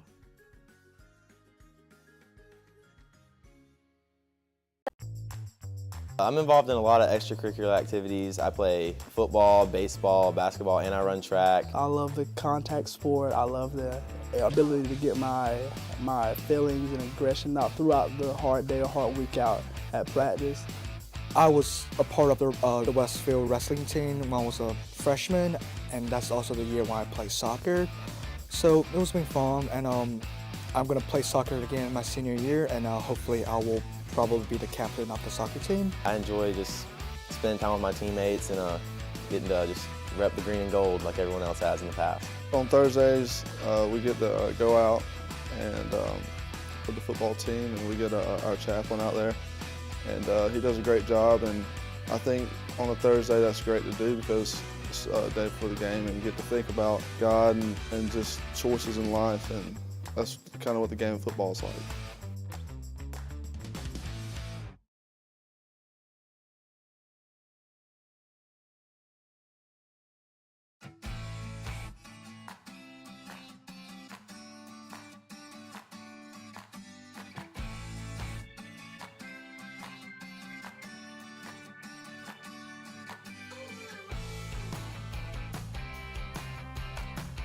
At Westfield, we have different clubs that you can be in. You can choose between like a variety of clubs. There's like culinary arts, there's Key Club, there's Green Team, there's Tri High Y. I'm currently involved in theatrical productions at Westfield. I'm involved with the School's One Act and several plays like Prayer Club, and Tri High Y, and Key Club, and I also dance. For Christmas, we decorated Christmas trees, and we decorated door decorations for the nursing homes here in Perry. And we have also, I've gone and cleaned up some of the parks around Perry. Community service is definitely valued at Westfield. At Houston Healthcare, we're recognized as one of the top hospitals in the state based solely on the advanced medical technology we provide. But what isn't taken into account is our people. We have over 2,000 employees that are focused, dedicated, and sincere in their mission to create a positive healthcare outcome for each patient. It just goes to show that maybe the most important aspect of great healthcare is the people who are taking care of you, and that just can't be measured. Houston Healthcare, advanced medical care, closer to home. Together. Athletic. Friendships. Confidence. Challenging. Success. Rewarding.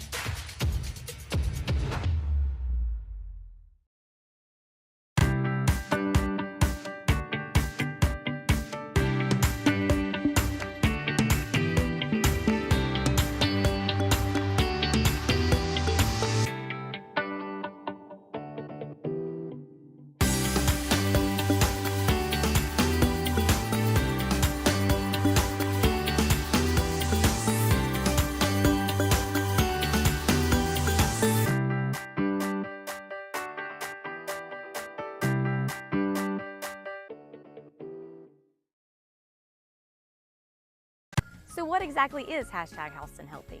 Hashtag Houston Healthy is a healthcare initiative powered by Houston Healthcare. This initiative was created to enhance the overall health and well-being of our community. And here's how you can participate. Anytime you make a healthy choice, like eating a healthy meal, going to an exercise class, or just walking the dog, take a picture, preferably a selfie so we can see you. Upload it to your favorite social media platform and use the hashtag Houston Healthy. Let everyone know what you're doing to make Houston County a healthier and happier place to live. Remember, hashtag Houston Healthy. Healthier today for a better tomorrow. What's up, Houston County? My name's Megan. We are in the beautiful town of Perry, Georgia today. We are at Big Indian Creek Waterway, and we're going to talk about a little bit about the trails here and what all you can do in this park. So first off, if you go down this trail over here to my left, you will have 15 minutes of walking one way. If you do 15 minutes that way and 15 minutes back, you're at a total of 30 minutes. Come on, let's go. Come on, Bandit. Did you know that just 30 minutes of walking a day can do so much for your overall health? It can improve your mood, it can also improve your digestion, and it can also reduce your risk for heart disease. So why wouldn't you want to take a walk? This beautiful park here in Perry, Georgia is the perfect place to take a 15-minute to 30-minute walk, and it's dog friendly. So come join us and get Houston Healthy today.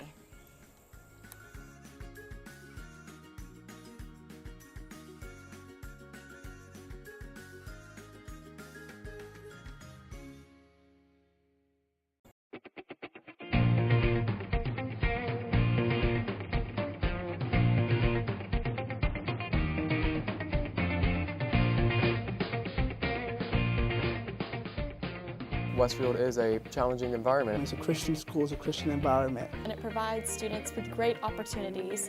Definitely all the teachers, they prepare you for college, they help you with some problems that they'll give you some real life experiences that will help you with college. Every teacher that I have in any of my classes is always telling us that they're here after school. They're always willing to answer any questions we might have. Westfield is a harder school, but it challenges you and it gets you ready for college. And I think Westfield gave me such a great Christian environment that I can actually have the freedom to express my faith. Westfield provides a lot of great opportunities for students to learn and for students to grow and for students to learn more about themselves.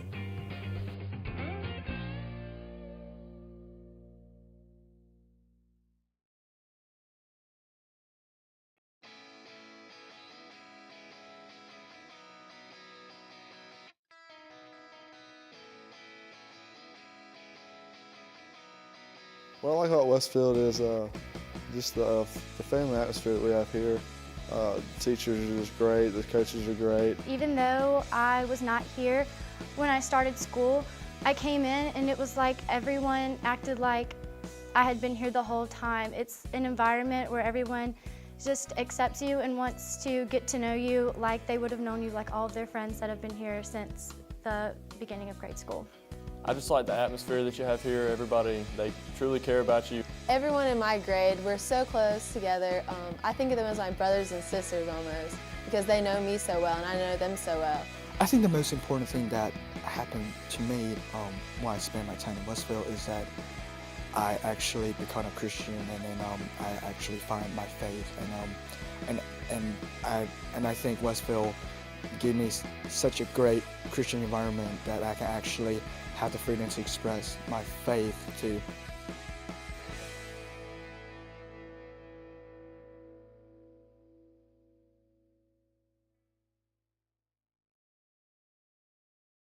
What's up, Houston County? It's Megan. Today we are at the Community Education Department at Houston Health Pavilion with the nurse manager, Miss Danielle Ray. We're here to learn a little bit more about Educare and what it has to offer. So Danielle, tell us a little bit about Educare and what it means and what you guys do here. So we are the part of the hospital that offers education classes to the community. So everything from chronic disease to childbirth to health maintenance, we're here to help the public. Wow, that's awesome. So What kind of classes do you guys offer here? So specifically, we try to help with chronic disease for people with heart failure and diabetes, but we also help with health promotion with things like hypertension, high cholesterol, high blood sugar, and to help people maintain good health with healthy living for life classes and exercise classes. We also offer childbirth classes, which is fun for families starting out and wanting to start on a healthy path. That's awesome. So who are these classes available to? Is this community-wide? Is this specifically for people at Houston Healthcare? Who is that available to? Available to anybody. Most of them are free. You just call and register. The only one that requires a doctor's order is the diabetes comprehensive class, but everything else is open to anybody, anytime. We offer them monthly, and so you can sign up. Guys, you can go on to hhc.org, check out the events calendar, see what kind of classes they offer at Educare, how you can sign up, and how Educare can help you become #HoustonHealthy.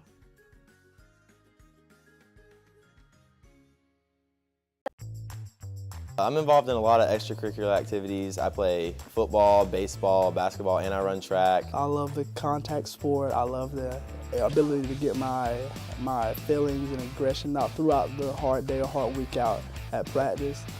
I was a part of the Westfield wrestling team when I was a freshman, and that's also the year when I played soccer.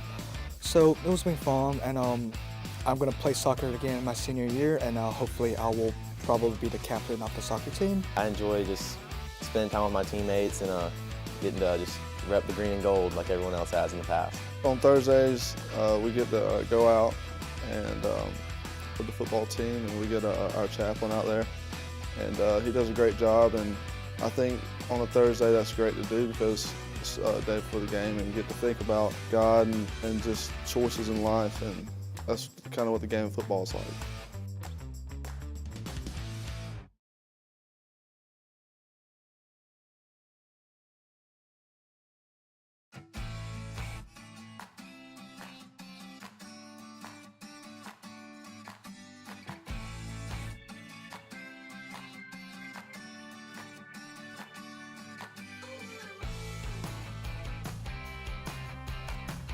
At Westfield, we have different clubs that you can be in. You can choose between like a variety of clubs. There's like culinary arts, there's Key Club, there's Green Team, there's Tri High Y. I'm currently involved in theatrical productions at Westfield. I'm involved with the school's One Act and several plays like Prayer Club, and Tri High Y, and Key Club, and I also dance. For Christmas, we decorated Christmas trees, and we decorated door decorations for the nursing homes here in Perry. And we have also, I've gone and cleaned up some of the parks around Perry. Community service is definitely valued at Westfield. At Houston Healthcare, we're recognized as one of the top hospitals in the state based solely on the advanced medical technology we provide. But what isn't taken into account is our people. Confidence. Challenging. Success. Rewarding. And welcome back here. We're at halftime, almost set for the third quarter between the Westfield Hornets and the Stratford Eagles. Opening game of the season for Stratford. Westfield, this is their second. They come in 1-0 after a big win last week over Deerfield Windsor in overtime. But here, coaches, I guess I'll throw it to both you guys. Westfield trails 21-6. They started, I'll start with Coach Farmer.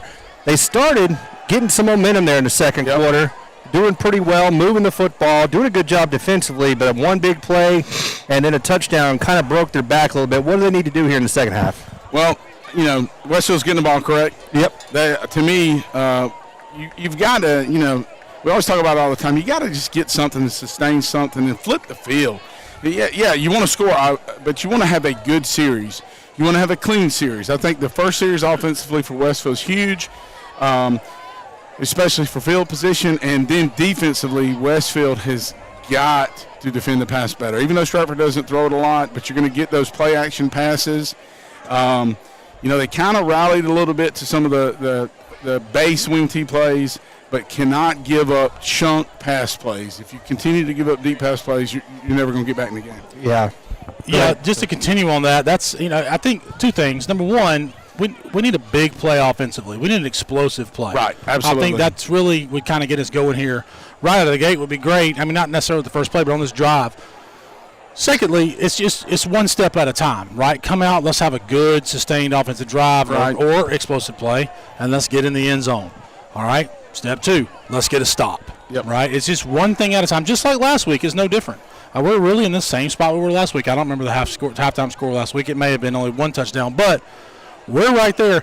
Get back within one score. All of a sudden, you're fine. Just hang around. Let's find a way to win in the fourth. So a couple score updates from around the GIAA. Brentwood leading Mount Sales 7-0. And CFCA up 13-6 on Southwest Georgia Academy. So some local scores there for you. The last we heard, Hoko was up 21-7 in the third quarter on Perry. So Perry got that one a little closer. But here it's 21-6 Stratford. And they're going to have to switch sides. They forgot which side they were going to be defending and going towards. So I'd still like to hear a north side Peach score. Yeah, I have to search. I got a buddy. I wonder if I can track that down. He works in the Peach County press box. One thing we were talking about, I think it was 2 state championships Coach Campbell actually won. Yep. Our guy up here says I think 06 and 09. And then the 17 was the heartbreak, I think, with Calhoun. Don't forget, we almost popped one earlier on the kickoff. We caught it clean and just about broke one. Yeah, that was O'Brien on that return, so he got it up across the 40, about the 45, if I remember right. So Coach, they go 6-4, but they tee it up in the middle, so he's going to hit a draw over here. Yeah, he's pulled, and he was kicking in halftime pregame, and he's trying to put it about where Neil is. And we are underway in the second half. Good end-over-end kick taken at the 3-yard line by O'Brien. Out across 15, 20. Ooh, I thought he was. And he is brought down at about, he stayed on his feet. Nope, now they're going to blow the whistle. He's down at about the 23. They're actually going to give him the 24. I don't know that we've started to drive at all night with any decent field position. Yeah, well, except for that one where they stopped him on, or they kind of deflected the punt. Right, exactly. Yep. So we'll see what they do here. 1st and 10 at their own 24. That's right. I remember. 1st and 10 from the Hornets from their own 24-yard line. Feels like we've been here all day already. Stratford back with their bigger guys playing in the what we call the TNT area, the tackle and the nose and the other defensive tackle. And then they got their 9 technique. So is their nose shaded? No, he's shaded a little. Now this has potential. Yeah, quick little pass out in the flat and a completion there. Short gain of 4 yards, 3 yards or so. Stratford very disciplined defensively, just content to say, okay, fine, you want to throw that and get 3 or 4, we'll tackle you for 4 and live to fight another day. But, it may take that. We may have to nickel and dime them down the field. Yeah, I mean, I think conditioning and the heat is a big part of it. You guys have talked about it all night. Right now they're rested. See if they can wear them down. Big hole. Closes quickly, however. Griffin Moore on the tackle, as well as number 8 that time, Maddox Whitehead. And Nicholas Free on the carry, which brings up a 3rd and a long 4, I'll call it. Yeah, big play in this football game. Yeah, you want to. Because you got to know the way Stratford runs football, they're going to run clock. Oh, absolutely. You're not going now, they'll take some shots, but they're going to run clock, and your possessions get limited at times against those offenses. Ooh, a little false start. Oh, we got a good block by Thatcher. That is a really good he's block. On his feet still, spinning. Oh, ball came out. It did. That unfortunately happens, and it is a turnover. Sometimes those extra effort plays sometimes go against you. It's hard to fault a kid who's trying to stay on his feet, but a turnover for Westfield. And those give you an ulcer. Those kill coaches. That's rough because, again, it's hard. He had a great run, had the first down, but that second effort, sometimes you put that hand up, you lose ball, security gets away from your body. Now, in sudden changes, I doubt Coach Jones is going to go, try for the big pass play. A lot of coaches will go immediately after turnover, try to catch the defense kind of scrambling and almost. And you're in that green zone. This is the part of the field you'd like to try it. But I think he's going to run it. You're up 2 scores.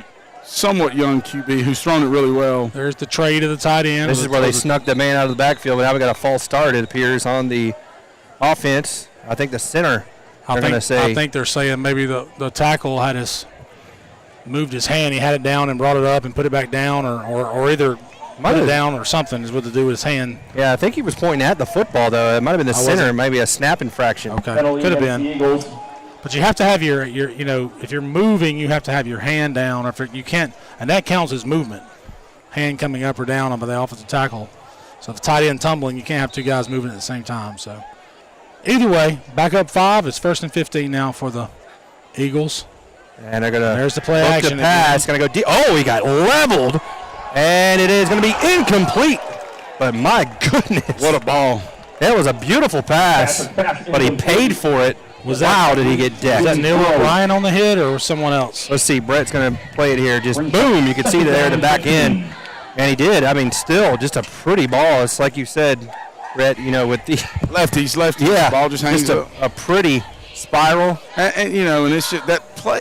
The play action takes so long to develop. And so you have to protect. Coverage was good that time, too. Yeah, but secondary has to cover for a long time in that scheme. So 2nd and 15 now after the incompletion. Westfield turned it over on their first possession. And this is the ensuing drive. And they'll give it off. Far side, makes a man miss. Got the corner. Got a blocker out in front. One man to beat. He does. Westfield rallies. He spins inside. Still on his feet. And he is going to score. That was Cope Smith. And Westfield just could not bring him down. It was too slippery. And it's a touchdown for Stratford. It's 27-6. We're getting a little too nosy from the defensive end position. We're ducking in and not setting the edge. Nah. Well, that backside tackle is wrapping, and he's just there's nobody to block. So we're biting too hard, and on that backside. And I know Coach Campbell has coached that up all week because we had to talk about it ourselves and about really making sure when that flows away, you have to sit down and see what comes back to you. So 44-yard touchdown, extra point is up, and it is good. So with 10:18 to go in the third quarter, it's Stratford 28, Westfield 6. And Westfield not the situation they were hoping for to start this third quarter, guys. Came out, had picked up the first down, fumbled the football, and then 2 plays later, a 44-yard touchdown run. We'll see what they got in store here on this next drive. It's imperative you get points here. Yep, you got to get them. Be nice to get, start on plus 35, maybe get a little better return game. Of course, that's, easier said than done, as well as Stratford kicks it and the placement of the kickoffs. I was thinking the last time Brett and I think Brett did the game last year with Stratford, but myself up here, the kid kicking was the one who went to Georgia. Ham, if I'm not mistaken. Yep. He was the guy that was kicking in our state championship game. He was 13. Yes, he was. Maybe that wasn't his senior year, but William Ham, was that right? Yep, William Ham. Yeah, he started out over Rodrigo Blankenship at Georgia, but I think he had a rough first game or two, and then, which I saw Rodrigo got cut again by the Buccaneers. Oh, did he? Yep. But you never know with kickers, man. They come back when they're 35. Yeah, weird people. I know Coach Charles going to say, didn't you kick? Yeah, well, I'll admit I'm weird. I'm weird. That's hilarious. I was trying to figure out how I could say something about Georgia being awful. Oh, my God. But I'm like, well, I hate to make fun of the guy for getting fired. Yeah. Been there. I don't. Yep. You're always picking it up. People would. So George Dunn. They're offsides. Yep. Number 12 was offsides for them. Oh, there's a seam, too. He got out of his lane. Oh, he tried to bounce it. I thought there was. Oh, maybe. There we go. Big return out to the 40. That's a spark. Field position. Good return from Mason Esom all the way out to the 40-yard line. So Westfield set up with good field position here. Mason Esom and Neil O'Brien are 2 different runners. They're built very similarly, but Mason's a speed guy, where Neil is more of a I'm going to hit you, run through you kind of guy. There's a man down. Another cramp. I don't know. What I don't get, though, he's 3 feet from getting there, and I know coaches do that. Get down, get down, get down.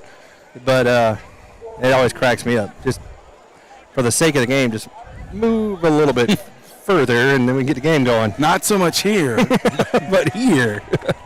So this is a Houston Healthcare injury timeout. I want to thank Houston Healthcare for their sponsorship of Westfield football. As the two teams, looks like the young man is up okay. Not surprised to see that there is cramps going on and 90-degree temperatures at 9:30 at night. I got an update on the north side game against Peach County. It's 21-7 north side in the fourth quarter. Great. That's a former player of mine, Ben Bailey, head coach of the Northside Eagles. So had a big win against Jones County last week, and looks like he's, I don't want to speak too soon, but in a good position versus Peach County. He was at HOCO, right? He was at HOCO. Was at Peach last year. Max Preps is showing, maybe you already said 21-14. Oh. Houston Perry. Ooh, Perry making a comeback. Close. According to Max that Preps, game would be one to kind of keep an eye on. St. Anne Pacelli 34, Tatnall 14 at halftime. Uh-oh. Nope, okay, he went down. So O'Brien on the carry, a short gain of about 1. At halftime. Tatnall gave up 61 last week, and at 34.5 now. Goodness. Brentwood 21, Mount Sells nothing. Brentwood with the new coach, long-time Brentwood coach retiring. Veterans 35, Griffin nothing. Wow. Veterans. Don Griffin's normally a powerhouse. I think they had some coaching. Glenwood 31, Brookstone 17. Glenwood's got a good ball club. Pressure now here on Gay. He's just going to have to throw it away. He was in hot pursuit that time by number 7, James Groves. That play was trouble from the start. The snap either hit the center, either hit his leg or bumped something because it came back end over end. So third down and a long 9 for Westfield here. Did you say hot? Did he look at where the spot was? I know. The ball is spotted 2 yards behind the. He realized it, I guess. So, yep, third down and 9. Dodge County 20, West Lawrence 10. Ace 48, GMC of Millersville 0. There's that jet. Worked earlier. Yeah, he's going to cut back inside. He's got a first down. Still on his feet. Great run that time by number 6, Stone Sinclair. That's a big first down for Westfield into Stratford territory at the 47-yard line. Stone is much like his brother and their dad, who played college football, by the way. Coach, you can help me out here? The Citadel. The Citadel. And played high school at Piedmont Academy. Oh, see, you can overcome anything. Anyway, so there you go. Hey, one of the biggest. Just kidding, all my Piedmont folks. Just kidding. One of the biggest meltdowns I've ever seen was from Brett Taylor at Citadel. Ooh, good. And he's going to keep it himself. And, it was almost a big hit, but I think he missed him that time. Coming in like a missile was Robert Wilkin. And 24 for Stratford, Coach. You'll know his name. He just made the play. Rylan Jones. Oh, really? Rylan Jones in the game. He played middle school for Coach Farmer and I. And then came up here, hated to lose him. He's saw his mom. She was very nice. She was like, Rylan's number 24. I said, I'm going to look him up. So the Brett Taylor Citadel story, does that include the word gimmicky? Yep. Yep, I think so. The wheel. Yes, sir.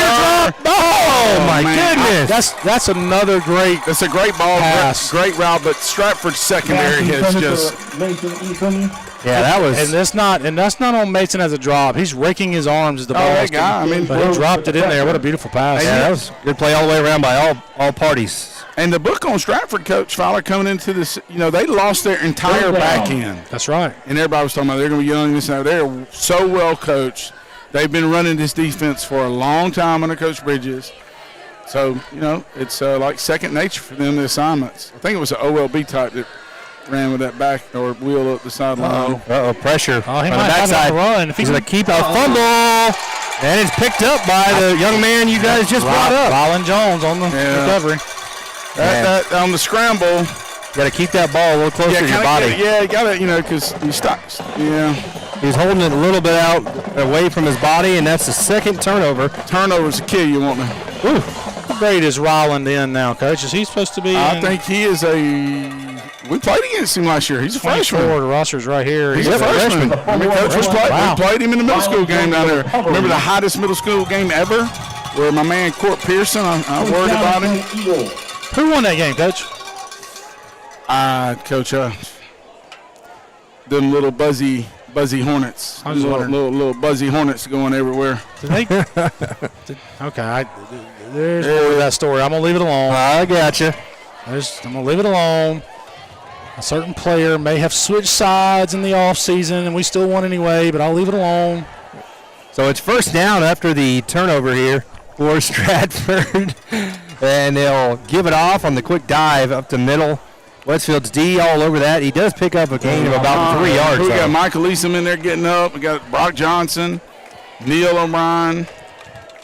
Stratford, Stratford's fixing to go clock mode. I'd be surprised. I don't know if you'll see another pass from Stratford. No, they're going to eat the clock.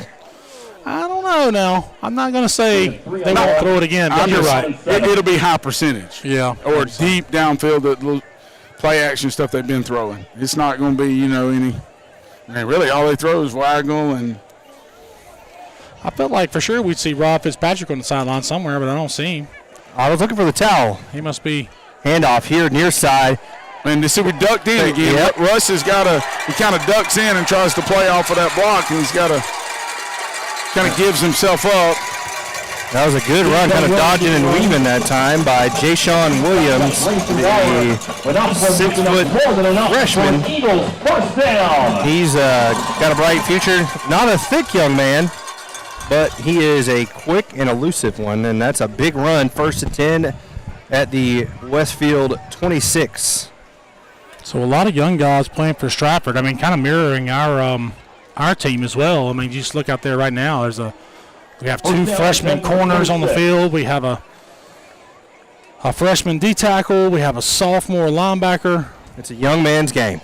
No, that's a fact. Golly. Can y'all give me a ride back to my car? I hear you. We need to get a Segway or something to take us back. No joke. We got a flag down. It looks like it might have been delayed game. Yep. And then another referee decided to throw his flag as well. So, yeah. I think he might have thrown one. Yep, I think he got it for Coach Jones is hot.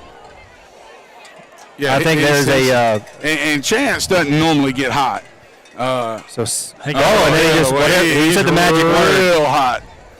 He is real hot. Now he's going with the proverbial hands behind my back, trying not to. At this point, if you're a coach, you're trying to finish, that gets you in your pocketbook, so your wallet. Oh, yeah. So that right there was. So what did he do? Go pick his flag up and throw it again? Because it's the same guy. It is. So I think what happened was delay game. Coach was not happy with it, got a sideline warning, and then as he's being talked to, he says the magic word and gets the extra 15. So that should be 20 yards backwards. Was it please throw your flag? Probably. There's some others in there. I saw Giles trying to pull his brother-in-law back and others. Should be at the 20 or 49. I had a dear friend coaching basketball who the game was real physical one night, and he just looked at the official and said, "Look, hey, just call something." Yeah. And the official turned to him and said, "Here's something technical." So let me call something. Here's something. He probably said, "You asked for it, you got it." I had a dear friend coaching basketball one night that had been told by the referee that he had to stay seated. And then he got up to argue a call. The referee turned around and said, "Coach, who may or may not be on this broadcast, fell to the floor on the ground and acted like he had been sitting there the whole time." That's awesome. At Southford, I did Snow Angels. I wasn't there that night, but I have a good friend, John Brady, who now works at Deerfield, but he was calling me from the game going, "Who's this your basketball coach?" A lunatic. You know what's funny? I had the exact same thing at Perry Rec Department where I was told to sit down, and I said something, and they said, "You can go sit in the stands." I said, "I'm out." We ain't playing for tiddlywinks. If there's a scoreboard, let's go. Oh, man. So they've sorted out the penalties. It's going to be first down and a mile to go. 30. We need a turnover. Westfield needs a turnover. We need some type of, obviously they're going to run the ball. We're just oh, man, just boom, big hit from the backside. But that guy's really patient and trying to work blocks. He's hurt. down, too. He's hurt. Yeah, he got popped. It's cramps. Yeah, he's got his right leg up there. Left so leg. I was fortunate enough. It's at that level. It's not about coaching. All you're trying to do is make sure you only have 5 on the floor. Right? Absolutely. Exactly. But I was fortunate enough to coach a girls team at Perry Rec that won the championship. Oh yeah, do it. Names on that team: Hillary Fowler, Mary Blake Brannon, Dalen Sumner. Some of the girls are going to be. Of course, you see Mary Blake and Hillary play this year and last year, but so they've grown up together. Now, so now they're getting ready to play varsity basketball together at Westfield. Pretty cool. So yeah, I had that one. Along with several other girls that have decided to go a different route and do some other stuff, but anyway, fun times. Yeah, we had that one special referee there at Perry Rec. If I saw that man out on the street, we would probably give each other looks to this day because I just wanted to ask him a question, and he told me, "You can sit down. You don't talk to me." And I said, "Oh, yep. No, I am talking to you now." So it was on. But anyway, Brett, if you want to go back to that Citadel story. That was 2000 and I don't know what it was, 11. You guys are old. Listen to the team. Listen to the guys on this team. Jarek McKinnon. Oh, I've heard of him. Yeah, he's on the Kansas City Chiefs. He was the quarterback for that team. He's doing a little bit of running back during that game. Ellison was the quarterback, right? Okay. But all I know is Westfield or Georgia Southern lost to the Citadel when Georgia Southern was like number 2 in the nation or something. And Brett Taylor. They're still 1AA at this time, or whatever you called it. Yeah, Brett Taylor lost his mind, so much so his wife was ready to leave him in Charleston. And all the Citadel did was continually fire off that cannon that hits you right in the chest with that sound over and over again. Citadel running the Flexbone Veer at that time? Would that? Yep. Would that be that bad to be left in Charleston on a Saturday night? That is true. On a Saturday night? It depends on where you're at, right? True. Bay Street and all that, yeah. But there's parts you don't want to. I've never taken. Mike Houston is a good football coach, but so I've never taken any delight in a Georgia Tech loss except for once. When they lost to Citadel? Citadel beating Goofboy Collins using Paul Johnson's offense. That was the ultimate slap in the face. Take something there, guy. Can we fire him now? I really wanted to. I've been trying to tell you all that area code stuff. But, hey, he likes Waffle House. So that makes you a good coach. Lifting weights on the sideline, doing celebratory push-ups down 50. Or my favorite was step out of bounds on the last play of the game instead of throwing it deep. That poor guy took it. He actually, that guy actually came back and won an ACC game after that, so credit to him. They did, but that was hilarious. He's now the third string guy. That conference is so weak. Let's get him going. Yeah. I do no argument, but as long as we win it, I don't care. We'll find out. LSU versus Florida State first week of the season. LSU might be really good this year. I think Florida State's overrated, so we'll see. Are we going to play football anytime soon? I know. So it's 2nd down and 22. Is Stratford about to go a little gun look? Or is he just waiting to get under center? I doubt it. Maybe so. Stratford's going to go a little gun. Coach, are they going to go speed option up top? Are they going to? Yep. You're right. Just play it safe. And tackled there. Ron Johnson on the play. For a short gain of about 3 yards to the 35, so it'll be 3rd down and a mile. About 19 to go. Thought we might see what did Coach Jones used to call it, the flame. Little read, little zone read. So what's Ronnie? Ronnie gets to. He's in the box. I just saw him coming up at halftime. Spoke for a second. He was worried about all those guys playing both ways and cramping.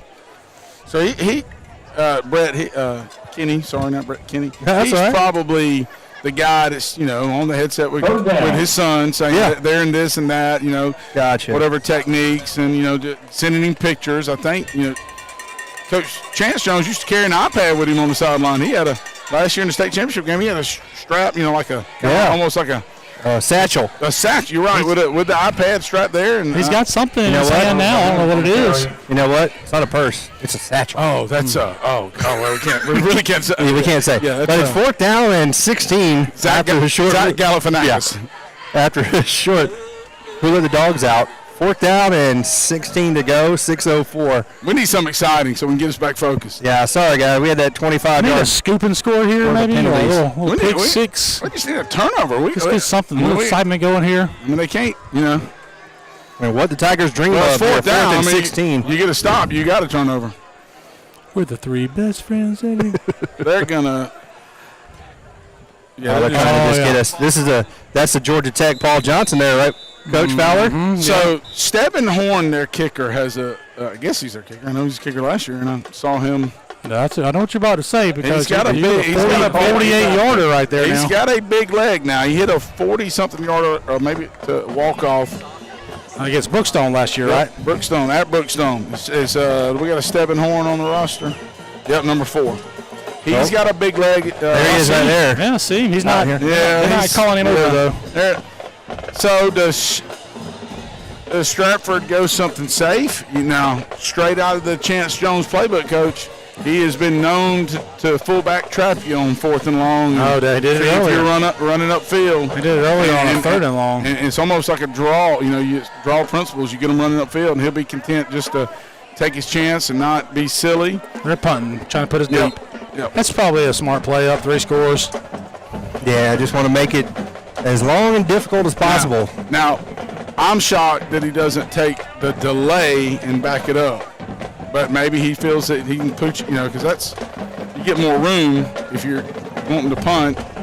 So this will be Nathan Haskell. Look at the return guy is literally 20 yards from the kick or a line of scrimmage. We're coming, you know we are. And here they come, and he gets it away. Oh, that's such a good kick in that scenario. Well, not really. I thought he put it further. You were confused by the fact we're watching it from Mount Everest. I love how the coach with the yellow arm sleeves, look at him. That's so they can see his. That's the D coordinator. Yeah. Yep, so they can see his. But he's down there. He was waiting. I thought he was going to ride his bicycle home, Coach. Eisenhower. I want to make sure. Easy. An Eisenhower reference? I'm sorry. It's the first street name that came to mind. Oh, man. Jeez. Yeah, you'll need a little bit more than yellow armbands. Oh, ouch. I love my town. Hey. But here's the deal. I might get back to Perry quicker than I can get to my car. Yeah, true. We got another player down as this is a Houston Healthcare timeout with a cramp. Y'all want some scores? I did see here's a little football trivia. Yulee, Florida. Yep, I know what it is. Charlton County. Who played at Yulee? Your running back from Tennessee Titans. What's his name? Alabama. Derrick Henry. Derrick Henry, I couldn't think of his name, Yeah, that was 7-man football at one time, but now it's Yulee, Florida. So Bo Johnson. Right above Jacksonville. Bo Johnson, who, if you've been on this league long enough, you know who Bo Johnson is. Shout out to Bo. He's a great guy. Yes, great football coach. Coaching at Coffee County now. Anyway, he was coaching down in Florida and played him. Coached against, what's the back's name again? Derrick Henry. Derrick Henry in high school. He didn't go to Tech. He said, we played great defense and gave up 350 to him. I bet. Yeah, I mean, he said, and we only lost by 7. I felt good about it. That's absolutely a grown man. Charlton County. I mean. Oh yeah, Bailey's. Oh yeah. If you've ever been down to Fernandina Beach, you cut right through all that down there. It's my favorite spot. Yep. We spent some summertime at Cape Sandblast this summer, so that's become my favorite spot. Oh, I've been there. We go to St. George, not far. Love it.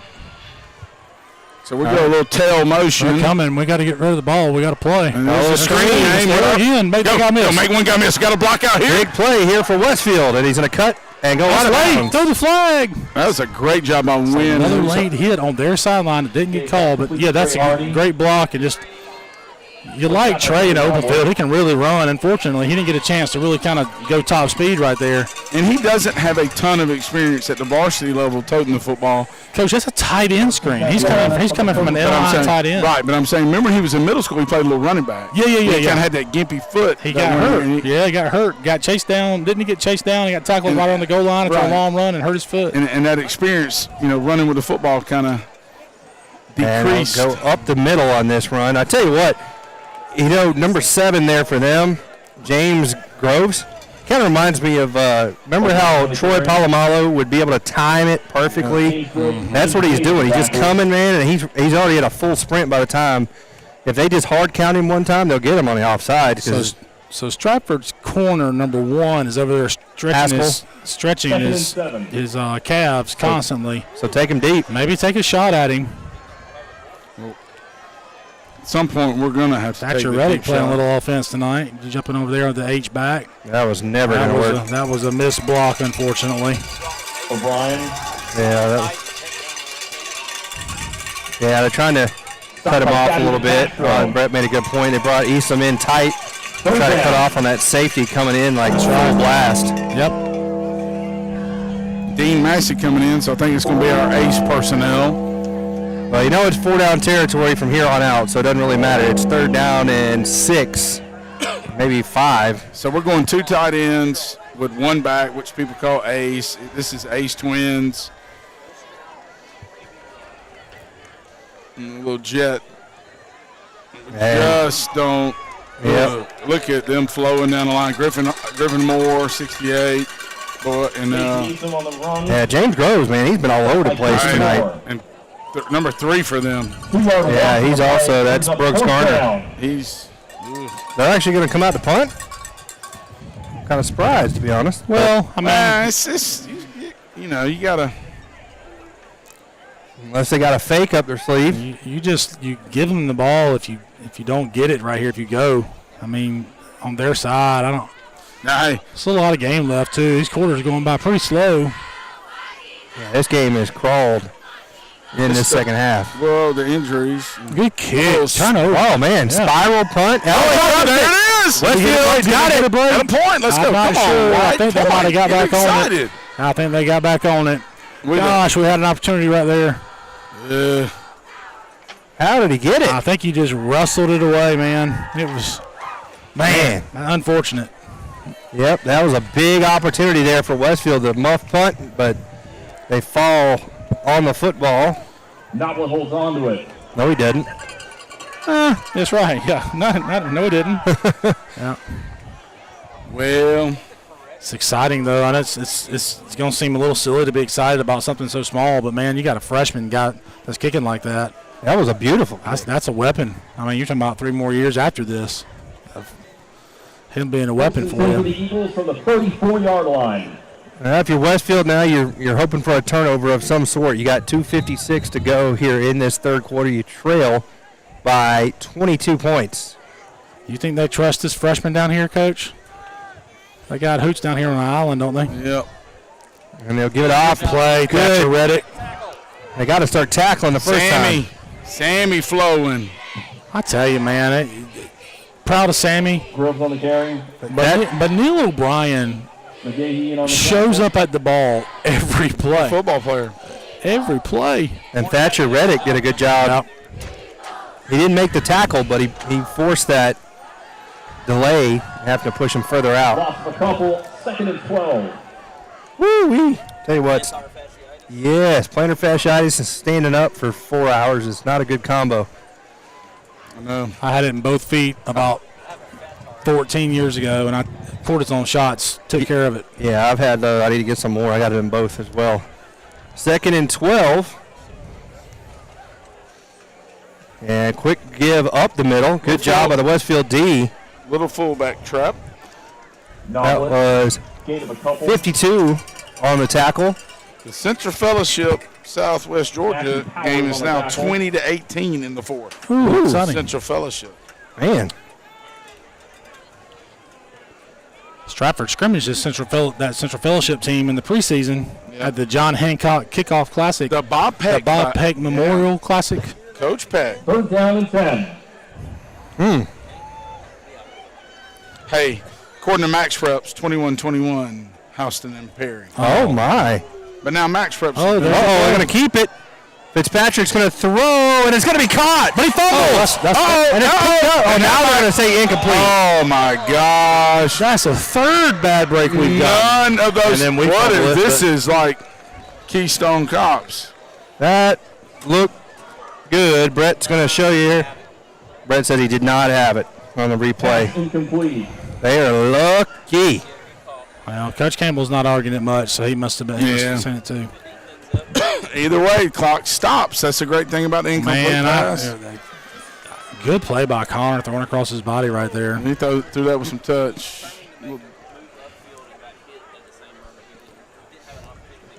Fourth down, Hasselback in the punt formation. Football move. I'd have to have. I feel like who was Bobby Knight? Remember when he used to talk about game face? Yeah. What is a game face? Game face. But I feel like somebody needs to show me a football move. Speaking of Bobby Knight, I wish somebody throw me a chair right now.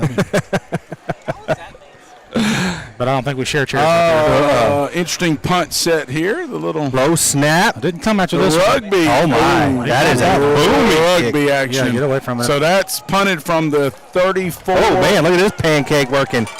Oh, and they got some extracurriculars. So that ball was punted from the 34, and the line of scrimmage was 34 down to the 16. The kick was away when that happened, so that's going to be Westfield ball, but the 15 Mac from where the spot is. That's the way it should go. So I don't know. Sorry, Coach. So how far was the punt? So that's 16 plus another 34 to the 20 50 yards. to the 16. Yeah, another 50-yarder, right? So I don't know why this came in my mind. Talk about totally random. But that play right there where they're just dogging down, double pancaking on this guy reminded me of Michael Fitzpatrick against CFCA all those years ago, just manhandling somebody on the ground. I think he actually got kicked out of that game eventually. You know, the thing I remember about that game, you're playing at Central Fellowship, yes. right? That's Coach Walls, wasn't his first year? Was it? Yeah. Maybe. But I'm not going to call his name, but we had a young man carry the ball. I think it was on a jet sweep. And he hit the sideline. I know you're talking about. Took off, right? And we had not seen that out of him yet. And we were like, oh, man, that's a flash. And Willis Jones looks at me and goes, fear is a great motivator, Coach. I thought that is hilarious. That's the best line. That's awesome. Well, my wife, who's not the best at giving score updates because she doesn't tell me who, she just says 28-21. And she's at the HOCO game. So I don't know what that means. But somebody's winning by 7. And then she doesn't respond. So I would assume she'd say HOCO. I would assume that as well, but you never know with a woman. She told me one time. Oh, I will not piggyback on that. She told me one time. I wish the football was me. Will Hardy constantly giving us grief, Coach. Oh, I saw that a while back. That's why I got on Max Preps. I didn't want to tell you about it.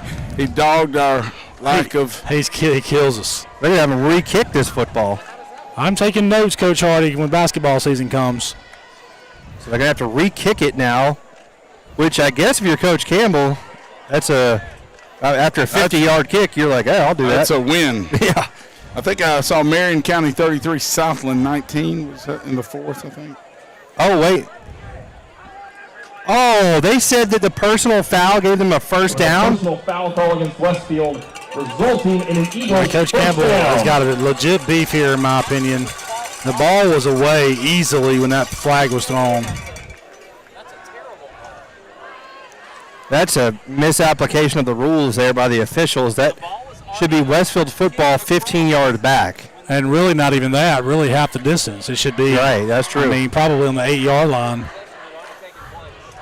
And he's telling them that, too. That did not occur during the act of the kicking. Like, it was already rolling. I hope he wins this argument so they have to swallow their pride and march it back down the field again. Because that is and I know it's a thankless job being an official, but they got that wrong. Well, with an 8 o'clock start and these cramps and injuries and this. I'm just going to sleep up here tonight, guys. I'll be going over to the softball field tomorrow. No, come on by the house. You know the JV team. No, excuse me. It's a middle school high school doubleheader. Middle school warm up is at 7:30 in the morning. I won't even have the first ounce of caffeine in me. Oh, they're discussing it. So would they go back and change it again? He's like, we're going to look really dumb if we have to do this again. The O-line and D-line making plans for dinner after the game. Hey, guys, what's good up here? Coach Fowler likes Crystal. I'm proud of you. You're in the almost fourth quarter, man. I'm holding on, baby. I have. You don't grow into this monstrosity and not have some intestinal fortitude. You know what I'm saying? Now they're talking again. All I know is the two teams are both sitting there going, goodness gracious, just tell us what are we doing? I made my candlesticks make a nice gift joke last week, and it fell flat, so nobody got my. Was that a Bull Durham? Bull Durham reference. Hey, they got it again. Do it again. Now they're going to go all the way back sideline down. to get water. Oh, is that what they did? Yeah. My goodness. Take a 5-minute break. Smoke if you got them.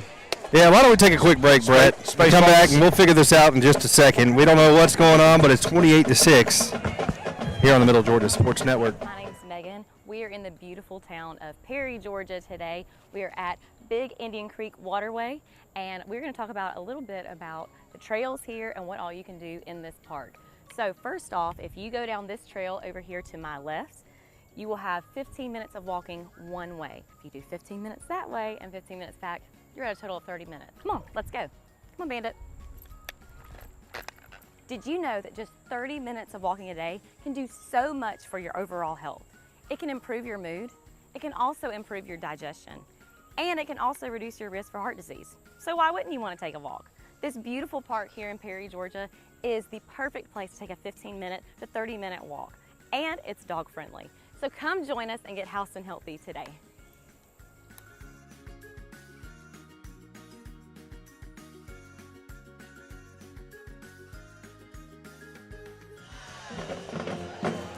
And we're back here. They've basically decided we're wrong, but we're going to double down on it. And it's 1st and 10, Stratford. Yeah, you can't. Once you change the change your mind, you can't. It's hard to convince them to change it again. That's for sure. But well, not only that, they're going to give them 30 yards of. I don't agree with it, but it is what it is. They have the final say, and you just have to cope with it and move on. That's the way coaching. Welcome to coaching, boys. Welcome to coaching. 1st and 10 for the Eagles. Another thing that just keeps coaches up at night because you. Yeah, now think about that. I mean, it's a 28-6 game, and it's certainly not over. But what if this is a 13-7 game right now? And that happens. Stratford's just in straight too tights, not unbalanced, but that's counter ISO. Trying to base you up out of a too tight set.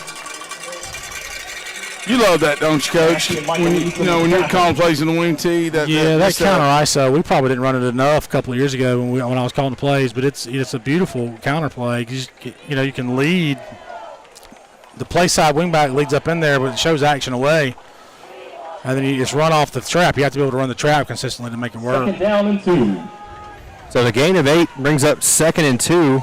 And it really is as simple as it sounds. It's just an ISO. You got to lead back on a linebacker and you kick out, down block.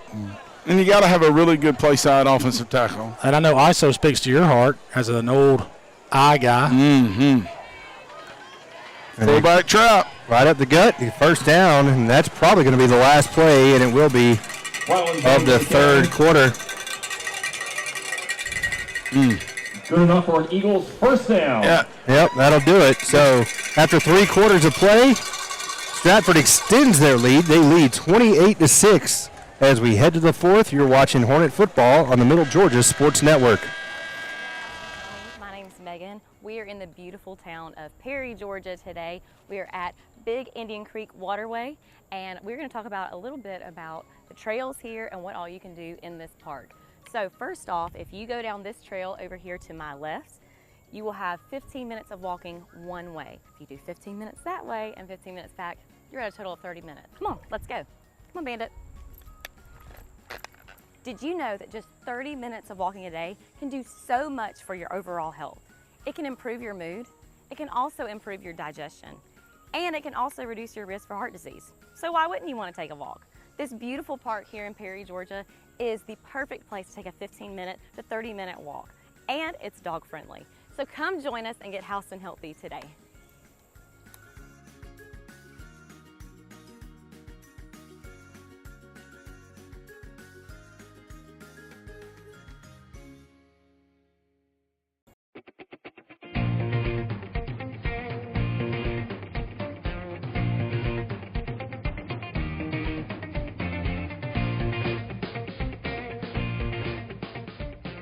Westfield is a challenging environment. It's a Christian school, it's a Christian environment. And it provides students with great opportunities. Definitely all the teachers, they prepare you for college, They help you with some like problems that they'll give you like some real life experiences that will help you with college. Every teacher that I have in any of my classes is And we're back here to start the fourth quarter. It's 1st and 10 for Stratford at the Westfield 38-yard line. They lead 28-6 over the Hornets. They dominated the time of the possession there in the third quarter, kind of held it probably at least 3/4 of that quarter. And now they start the fourth here with the ball as well. Oh, unbalanced set, Coach. Now they're in tackles. They got an extra lineman down here.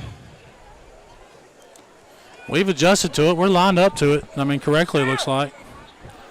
They've had another problem spotting the ball correctly. 1st and 10 from the 37. So 1st and 10. Hand off. Groves. That's William Stringer coming from the backside. And I think Sammy McGehee coming down the line flat, Coach. That speaks to your heart. Oh, Sammy. How many times did you yell that at him last year? And I don't, I don't know exactly what our philosophy, in the 50, the read 50, you kind of flow flat. It may be a little different. We may be a little more upfield, but I know regardless of your gap control or odd front, you can't get too deep. And any defense, D-line's got to flow flat, and he does a good job. Make the handoff. Connor's going to keep it. Oh, and he smartly kind of went down. He was about to take a big hit. And Brock Johnson was head Johnson hunting. was about to let him have it. You're right. He was head hunting. Connor made a good business decision there. And obviously those guys, Connor knows all these guys pretty well. Well, Connor and Brock really never ever played together. Connor was playing JV and a little varsity last 2 years, while Brock was playing quarterback for our middle school and some defensive back and an outside linebacker. But Coach already mentioned it. Brock Johnson is a hit stick, buddy. He will come up and lay a hit on you for sure. So it's 3rd down and 6.5. Counter ISO. We just don't have enough linebackers in the box. And they're just trying to go after the ball, and he's running down the field. I wish I could. If I was watching Huddle right now, I'd love to back that up. Well, and see how hard they're biting on that. We had our it just looked like we were kind of light in the box there. Because that wing that flapped up in there, Coach, it was almost like he had nobody to lead up on. Well, is it something pre-snap, I wonder, or are they chasing, or are they trying to tackle that trap action? I'm saying we had Thatcher in the middle, and we had one kind of lined up wide, just a different. Yeah, it's a kind of a 3 linebacker set. Now they'll give it off left side, driving down to about the 1-yard line. It'll be another 1st down, 1st and goal for Stratford. Looking to extend their lead here as we're under 10 minutes to go in the ball game.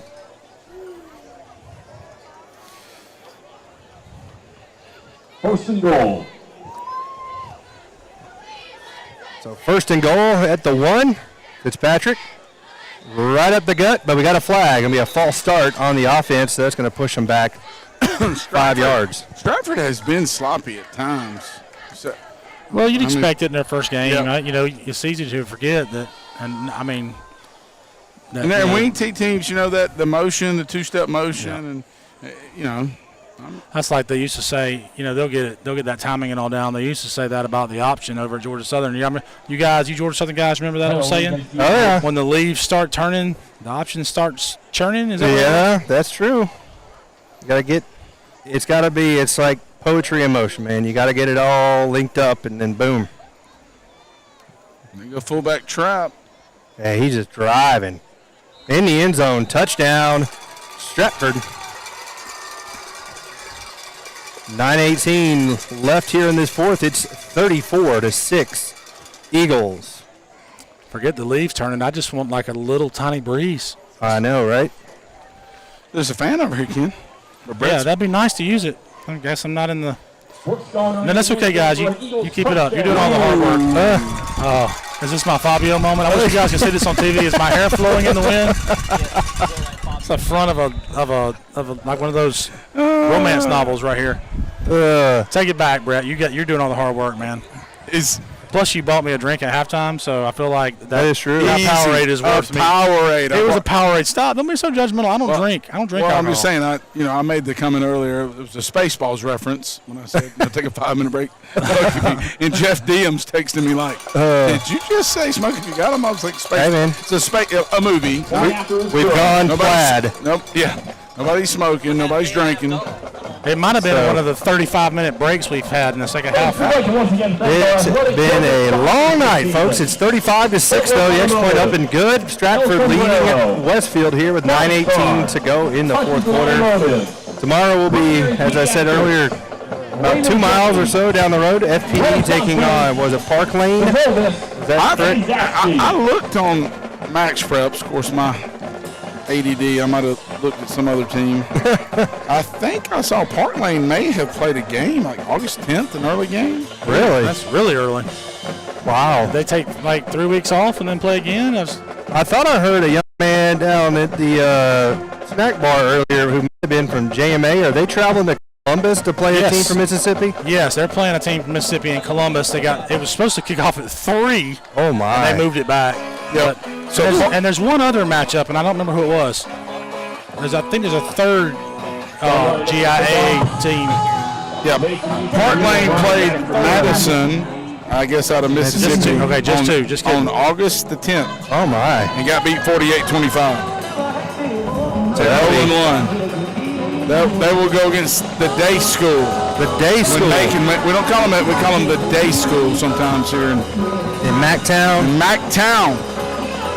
Here comes the kick. It's away. A booming kick taken at the 5-yard line. So O'Brien. Weeding his way. Okay. We look kind of tired. Yeah, it's kind of out across the 25. That last drive took a lot out of us. So FPD coach, and we can get into this tomorrow night a little more, but FPD coach Brett Collier in his first year. Where was he before?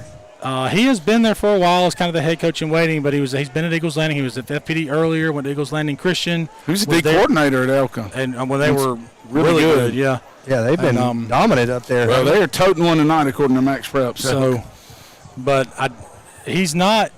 I didn't coach him. I don't want to claim that. He did play at Southland though.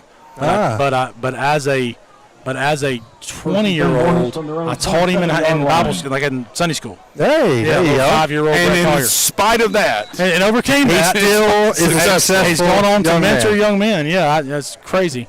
I got my one jab. Ken's always getting jabs in him. I finally got him. No, you can beat that by. Oh, he's got a man open over the middle. Application. What a pass! Nice catch. Waterbug. Fingers. Still in his fish. Waterbug, go, bud. Got a chance. Go, Waterbug. Oh, blocked him back. They call it? Nope. Good. Wow. Oh, there's a flag down here.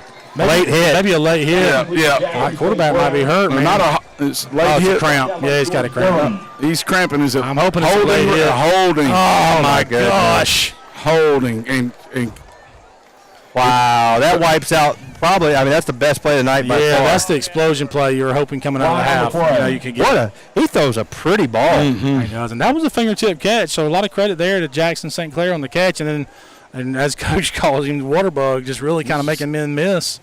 Quick. Yeah, he's. We've got those guys. We've got some guys. You're excited about what our offense is going to grow into because we've got some guys that can be electric with the ball in their hand. There's some depth. The replay there. I mean, look at it. Just he fought on his own to get from about the 30 to the 10, and all that wiped out because of a flag on a hold. But you've got Jackson St. Clair as a junior. You've got both of the Esom twins as juniors. But all these guys are fast, right? So you got. And I don't want to leave anybody out, but Waller, another fast kid. Win Hoots. Win Hoots. You got Stone St. Clair. I mean, I've named 5-6 guys right there, and I'm leaving somebody out. Yeah. Neil O'Brien. I mean, guys that I'm talking about are in space players. Now, you got Nick Free that runs the ball, too. You got Trey Hardy speed at Trey Hardy, right. I didn't mean to leave him. Jackson Hare caught a ball tonight. Yep. And the only senior in that whole bunch is Trey Hardy. The only senior. Everybody else is a sophomore. Next week, Westfield's at home playing playing Southland, fighting Ken Fowler's. The Raiders. No, I do love my alma mater. However, I can't call him the fighting Ken Fowler's after what we did to him yesterday.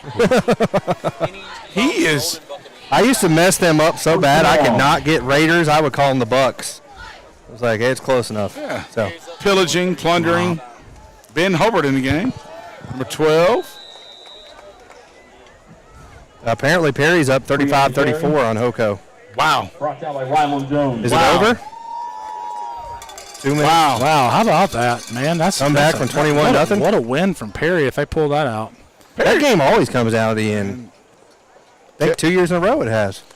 So is Perry that good, or is Hoko a little overrated? That's what that's going to lead. Or I feel like Hoko got a little cocky, maybe. Well, you're also 21-0 playing that lead. game at Perry. You know, True. That means something too. So 2nd down, 17. Okay, looking to pass. Got a man open. Tip off his hands, incomplete. Pass incomplete, intended for Free. Nick Free was the intended receiver. There in the coverage was number 12 that time, and that's Robert Wilkin. Ladies and 3rd gentlemen, down quick and announcement. 17. Please note our concession stand was going to close in 5 minutes. If you want any last-minute goodies. Last please do call, so. concession stand. I wish he'd be like, last call, you know. Yeah. Not like you're, where'd the club, guys? Like that. Oh, man. Kind of want to send Aiden down there. I know, just go rate it. Give me a Powerade, Aiden. Whatever they're not going to sell, we'll eat.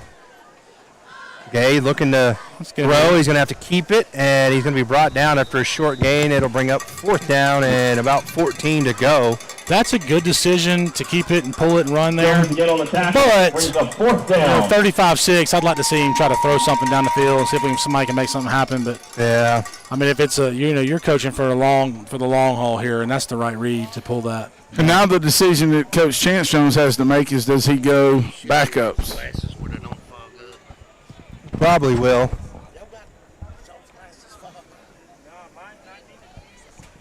So it's 4th down and 13. You wonder, as you know, I don't see him kind of scrounging and getting anybody. But another good kick from Brock. A little turnover.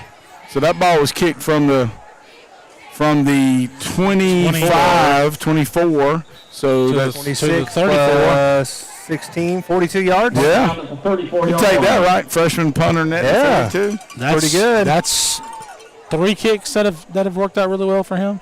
So yeah, he's had a good night for sure. After not hitting a couple so good. Hey, night. we're up here sweating, right? And I'm looking at Kelly Kroll at the Braves broadcast. She's in a leather jacket out there in San Francisco. Oh yeah, breeze off the bay. Oh yeah. By the way, if you ever get a chance to go out to that park, that is. Have you been? Oh yeah, it's the most beautiful park I've ever seen. What are they doing? What's this? 1-0. Money Mike hit a homer. Yes, my guy. Apparently, it looked like it went into the. Might have been a splash. Splashed it. I really thought he'd have had more power. I thought he would have ended the season with 20 home runs. I don't think he's going to get there. No, he's kind of that slow start. What was the weather like when you went? I went in May, and it was very cold, actually. It was like in the 50s or 60s. So we got a timeout. Kind of sounds like a dream right now. I know. My wife had a first cousin who was an athletic trainer at a high school out there in San Francisco, somewhere Santa Barbara maybe. And she said a lot of the homes there, no AC, no heat. Yep. No AC. I was out with my job that I have. I was out in San Diego about 3 weeks ago, and you stay in the hotel, and it's no AC. Listen, kind of a little weird. Our power went out Tuesday night, something like that, for an hour and a half. Just an hour and a half, like right at 10 to 11:30, and I was ready to break into somebody else's house. Hey, I don't blame you. You're a big guy. Oh, I'm with you. And I'm not going to sleep hot. Yeah, I'm with you. I figure, that's one of the things I work for a living to have is air. I would much rather be in a cold area where I can put more on. And this guy knows something about it too. Our unit blower motor went out this summer, so I spent 2 nights at the hotel. I slept one night in my house when it was 85. I couldn't do. I don't blame you. Joyce the next night said, we got to get to the hotel. Yep, it's miserable. They do got some backup in now. Stick. What a hit. Play. That's Dean Massey, number 3. Dean Massey. Stopped by Dean Massey. So they got a different quarterback in the game now. That's Robert Wilkin. Yeah, they've subbed. I think they've got a JV type or younger type team. There's not a whole lot of starting offensive linemen out there either. 2nd down and 9. Yeah, Connor Fitzpatrick, down here on the near sideline. So the new QB is Wilkin. Yep. Yeah, it's weird seeing Connor Fitzpatrick there. I mean, that's seeing him as a little man sitting there in the coach's office, and now he's playing high school football. Had a heck of a game. Yeah, he threw some good balls, throws it with great touch, and he may have run that wing T some when he was in middle school. Coach Fowler and I kind of missed him. When he was in middle school, we were coaching varsity, and then when he started playing some varsity, we were coaching middle school. Wasn't he a wing T quarterback in middle school? Yeah, Coach Champion had that team their 8th grade year, and he played quarterback, and they ran some wing T. Went undefeated. That was the first undefeated team, and then the next two also went undefeated. And the verdict's out on this. Verdict's out. We got a long way to go. Third down and 11. Well, I know Michael, his older brother. Look at this set, Coach. It's not every day you see your number. You don't see your number 2 offense run this set. That's a odd formation. Busted play. The back went to. Oh man, you heard that from up here. That was a huge hit that time by number 7, Thatcher Reddick. He should just change his name to Thumper Reddick. So the Eagles are going to punt here. Coach, that looked like boom. That looked like a number 2-0 that has not got a lot of reps, which is hard to do because you're trying to. And you haven't started your JV season yet. I think they start 2 weeks from yesterday, maybe. But that clearly the jet. Ben Holbert back deep to take the punt. The jet back went too deep. There was no timing wasn't right either. There was no mesh on the handoff. Kind of passed the quarterback a little when he got it too. I hope Ben will catch it and try to return it. Yeah, he's looking at the sideline. He looks like he's. Listen, this guy. I know he's a little small, but he is. He was a great football player in the middle school. He is what Westfield School is all about. So Brett says Hoko has it on Perry's 19, down 1. With a minute left. So they're in field goal range already. You're trying to kill the clock. I'm sure Hoko's got a good kicker. So 35-6 your score here, though. Stratford all over Westfield. Punt was down by. I've got a former student that is the stepson of a good friend of mine that works on Perry's staff. I wonder if I could get that huddle film to watch just for fun. Isn't Danny Camp's nephew the kicker for Perry? Did he graduate? He was last year. Is the little brother kicking too as well? It's a camp. I know last year was a camp. So first down and 10, Westfield. Looks like they still got their. Maybe a senior. I don't know. Starters in. Gay looking to pass. Going to throw. Incomplete. Got hit as he tried to make the catch. We had a man. Oko scores late. Touchdown. Bears. The Bears. The Bears. The Bears. You know who the greatest number 11 ever at Houston County High School was? Greatest number 11 ever. Is this a trick question? Jake Fromm. Oh, are we really Brett going there? Taylor. The original of number 11 back in the years of Sticks. 98 to he doesn't 01 or something. He doesn't look like a stick now. No, he doesn't. Good pass, complete out here near the side. Waterbug. Look at him He's go. shifty. Woo. Oh, dead leg. Stanky leg. Get up. Hopefully he's all right. That's never. Well, hyperextended. I thought he hyperextended his knee, but I guess he was all right. Nah, he's getting up a little slow. That is, when that cleat gets stuck and your body falls forward. Man, he's a slippery little jugger, though. Has Westfield got the metallic helmets this year?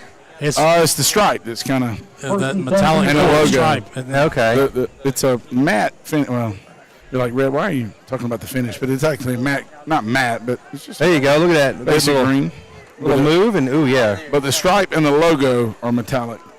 I just noticed it getting a lot of shine. Yeah, it's that gold metallic. I like it.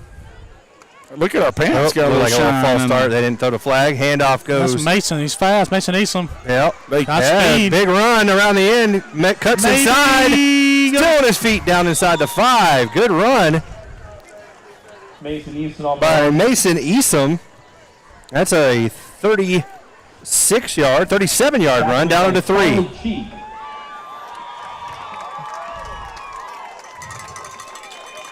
Was that a young lady? Do they have a young lady on the team? I thought I heard somebody, a Carly Chi, and then everybody got. If that's a young lady, she's going to have a tough time finding a homecoming date. Let's see. First and goal. She looks like a guy, because that's a guy. It is a guy. Okay. And the handoff. Oh, fumbled snap. He falls on it. Fumble on the play. Second down and goal at the 6-yard line after the muff snap there.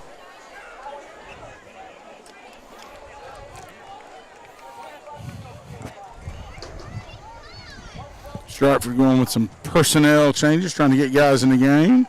Handoff up the middle. Jackson Spence on the carry. That was a good tackle inside by Stratford, getting a hold of him with the arms and bringing him down. That was number 60, I believe. I'd go back. I wonder if they'll show that jet action again where he kind of flips it forward right here. No, not from this set. Third and goal. I see Braden Gay pull it on the zone right here, maybe. No, he's going to run to the right side. Oh, down to the 1 or 2-yard line, actually. Yeah, that was Jackson Spence. Spence with the run again. Sanford Quinn with the tackle. So 4th down and goal at the 2-yard line. 2 minutes left to go in the game. Who's that at halfback? Number is that 32, Nick Free? It is. Okay.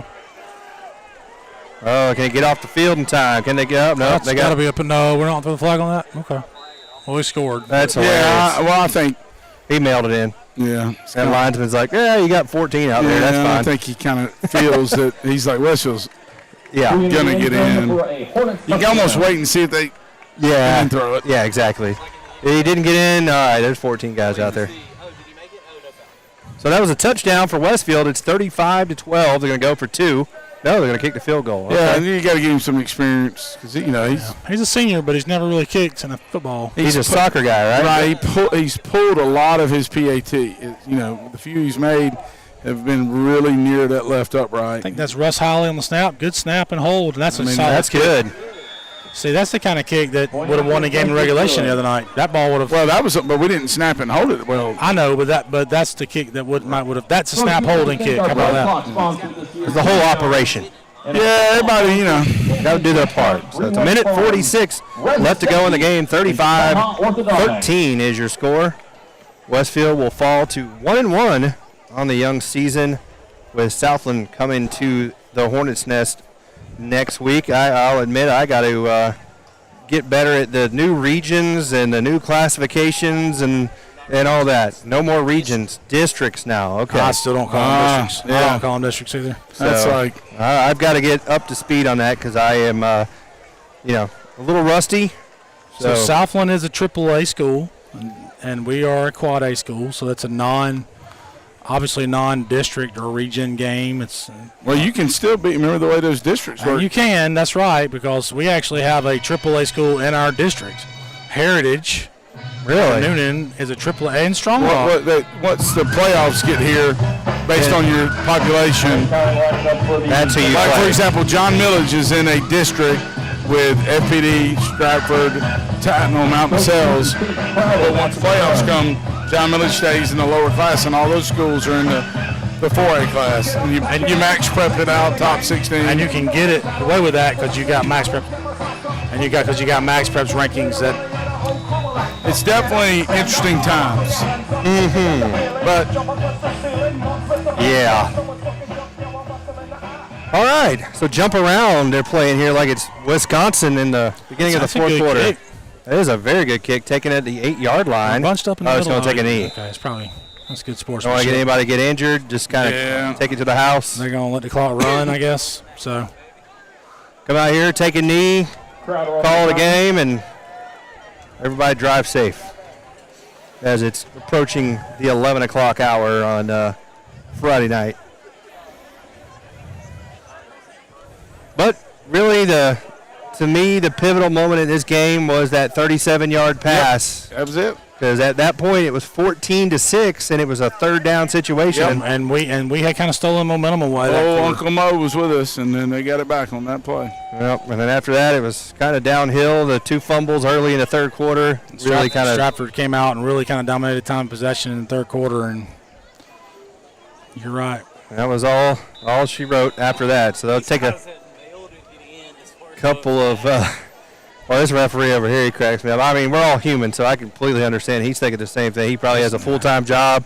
He's been working all day. He came out here sweating. He's got his shirt tail out, man. He's ready to go to the house. he's like a Braves outfielder right now. He just needs to do the gritty on his way in, right? Where's Blooper? He looks like Coach Fowler after football. Oh, yeah. Oh, my gosh. Man, you caught me in a bad moment. It was 172 degrees. I checked. And we're in a box with no breeze. Oh, my goodness. Coach Fowler, was it as hot as the Coaches Clinic Golf Tournament at St. Simon's when you played 15 holes without your shirt on? I actually saw Satan himself walking on hole 6. Yeah, I hear you. Yeah, Coach Fowler wanted me to he played 15 holes. And he was at the water bucket getting a drink. On that tour in the Braves game and had to buy another shirt. I played golf earlier and had to do the same thing. Oh, my goodness. You laugh, but look. That's hot. Like, I was hoping they'd kick me off the course for not having Exactly, yeah. It was so hot. Well, they'll do one final knee, and then that should. I think we shot 96 in a 4-man scramble that day. There's a 2-man scramble. You and Coach Craig stopped playing. I stopped playing. Poor Jake and I. I couldn't do it. It was either that or die. I chose life. So that's the final snap of the game, and Westfield is a loser tonight up in Macon. 35-13, your final score, Coach Jones. And the Stratford Eagles improve 1-0. Westfield falls to 1-1. So next week we'll be back at the Nest against Southland Academy. The Raiders coming to call former region mates, and they know each other well. So for Brett Taylor, Coach Fowler, Coach Farmer, and the rest of the crew, I'm Kenny Cofer. Thanks for watching Hornet football here on the Middle Georgia Sports Network.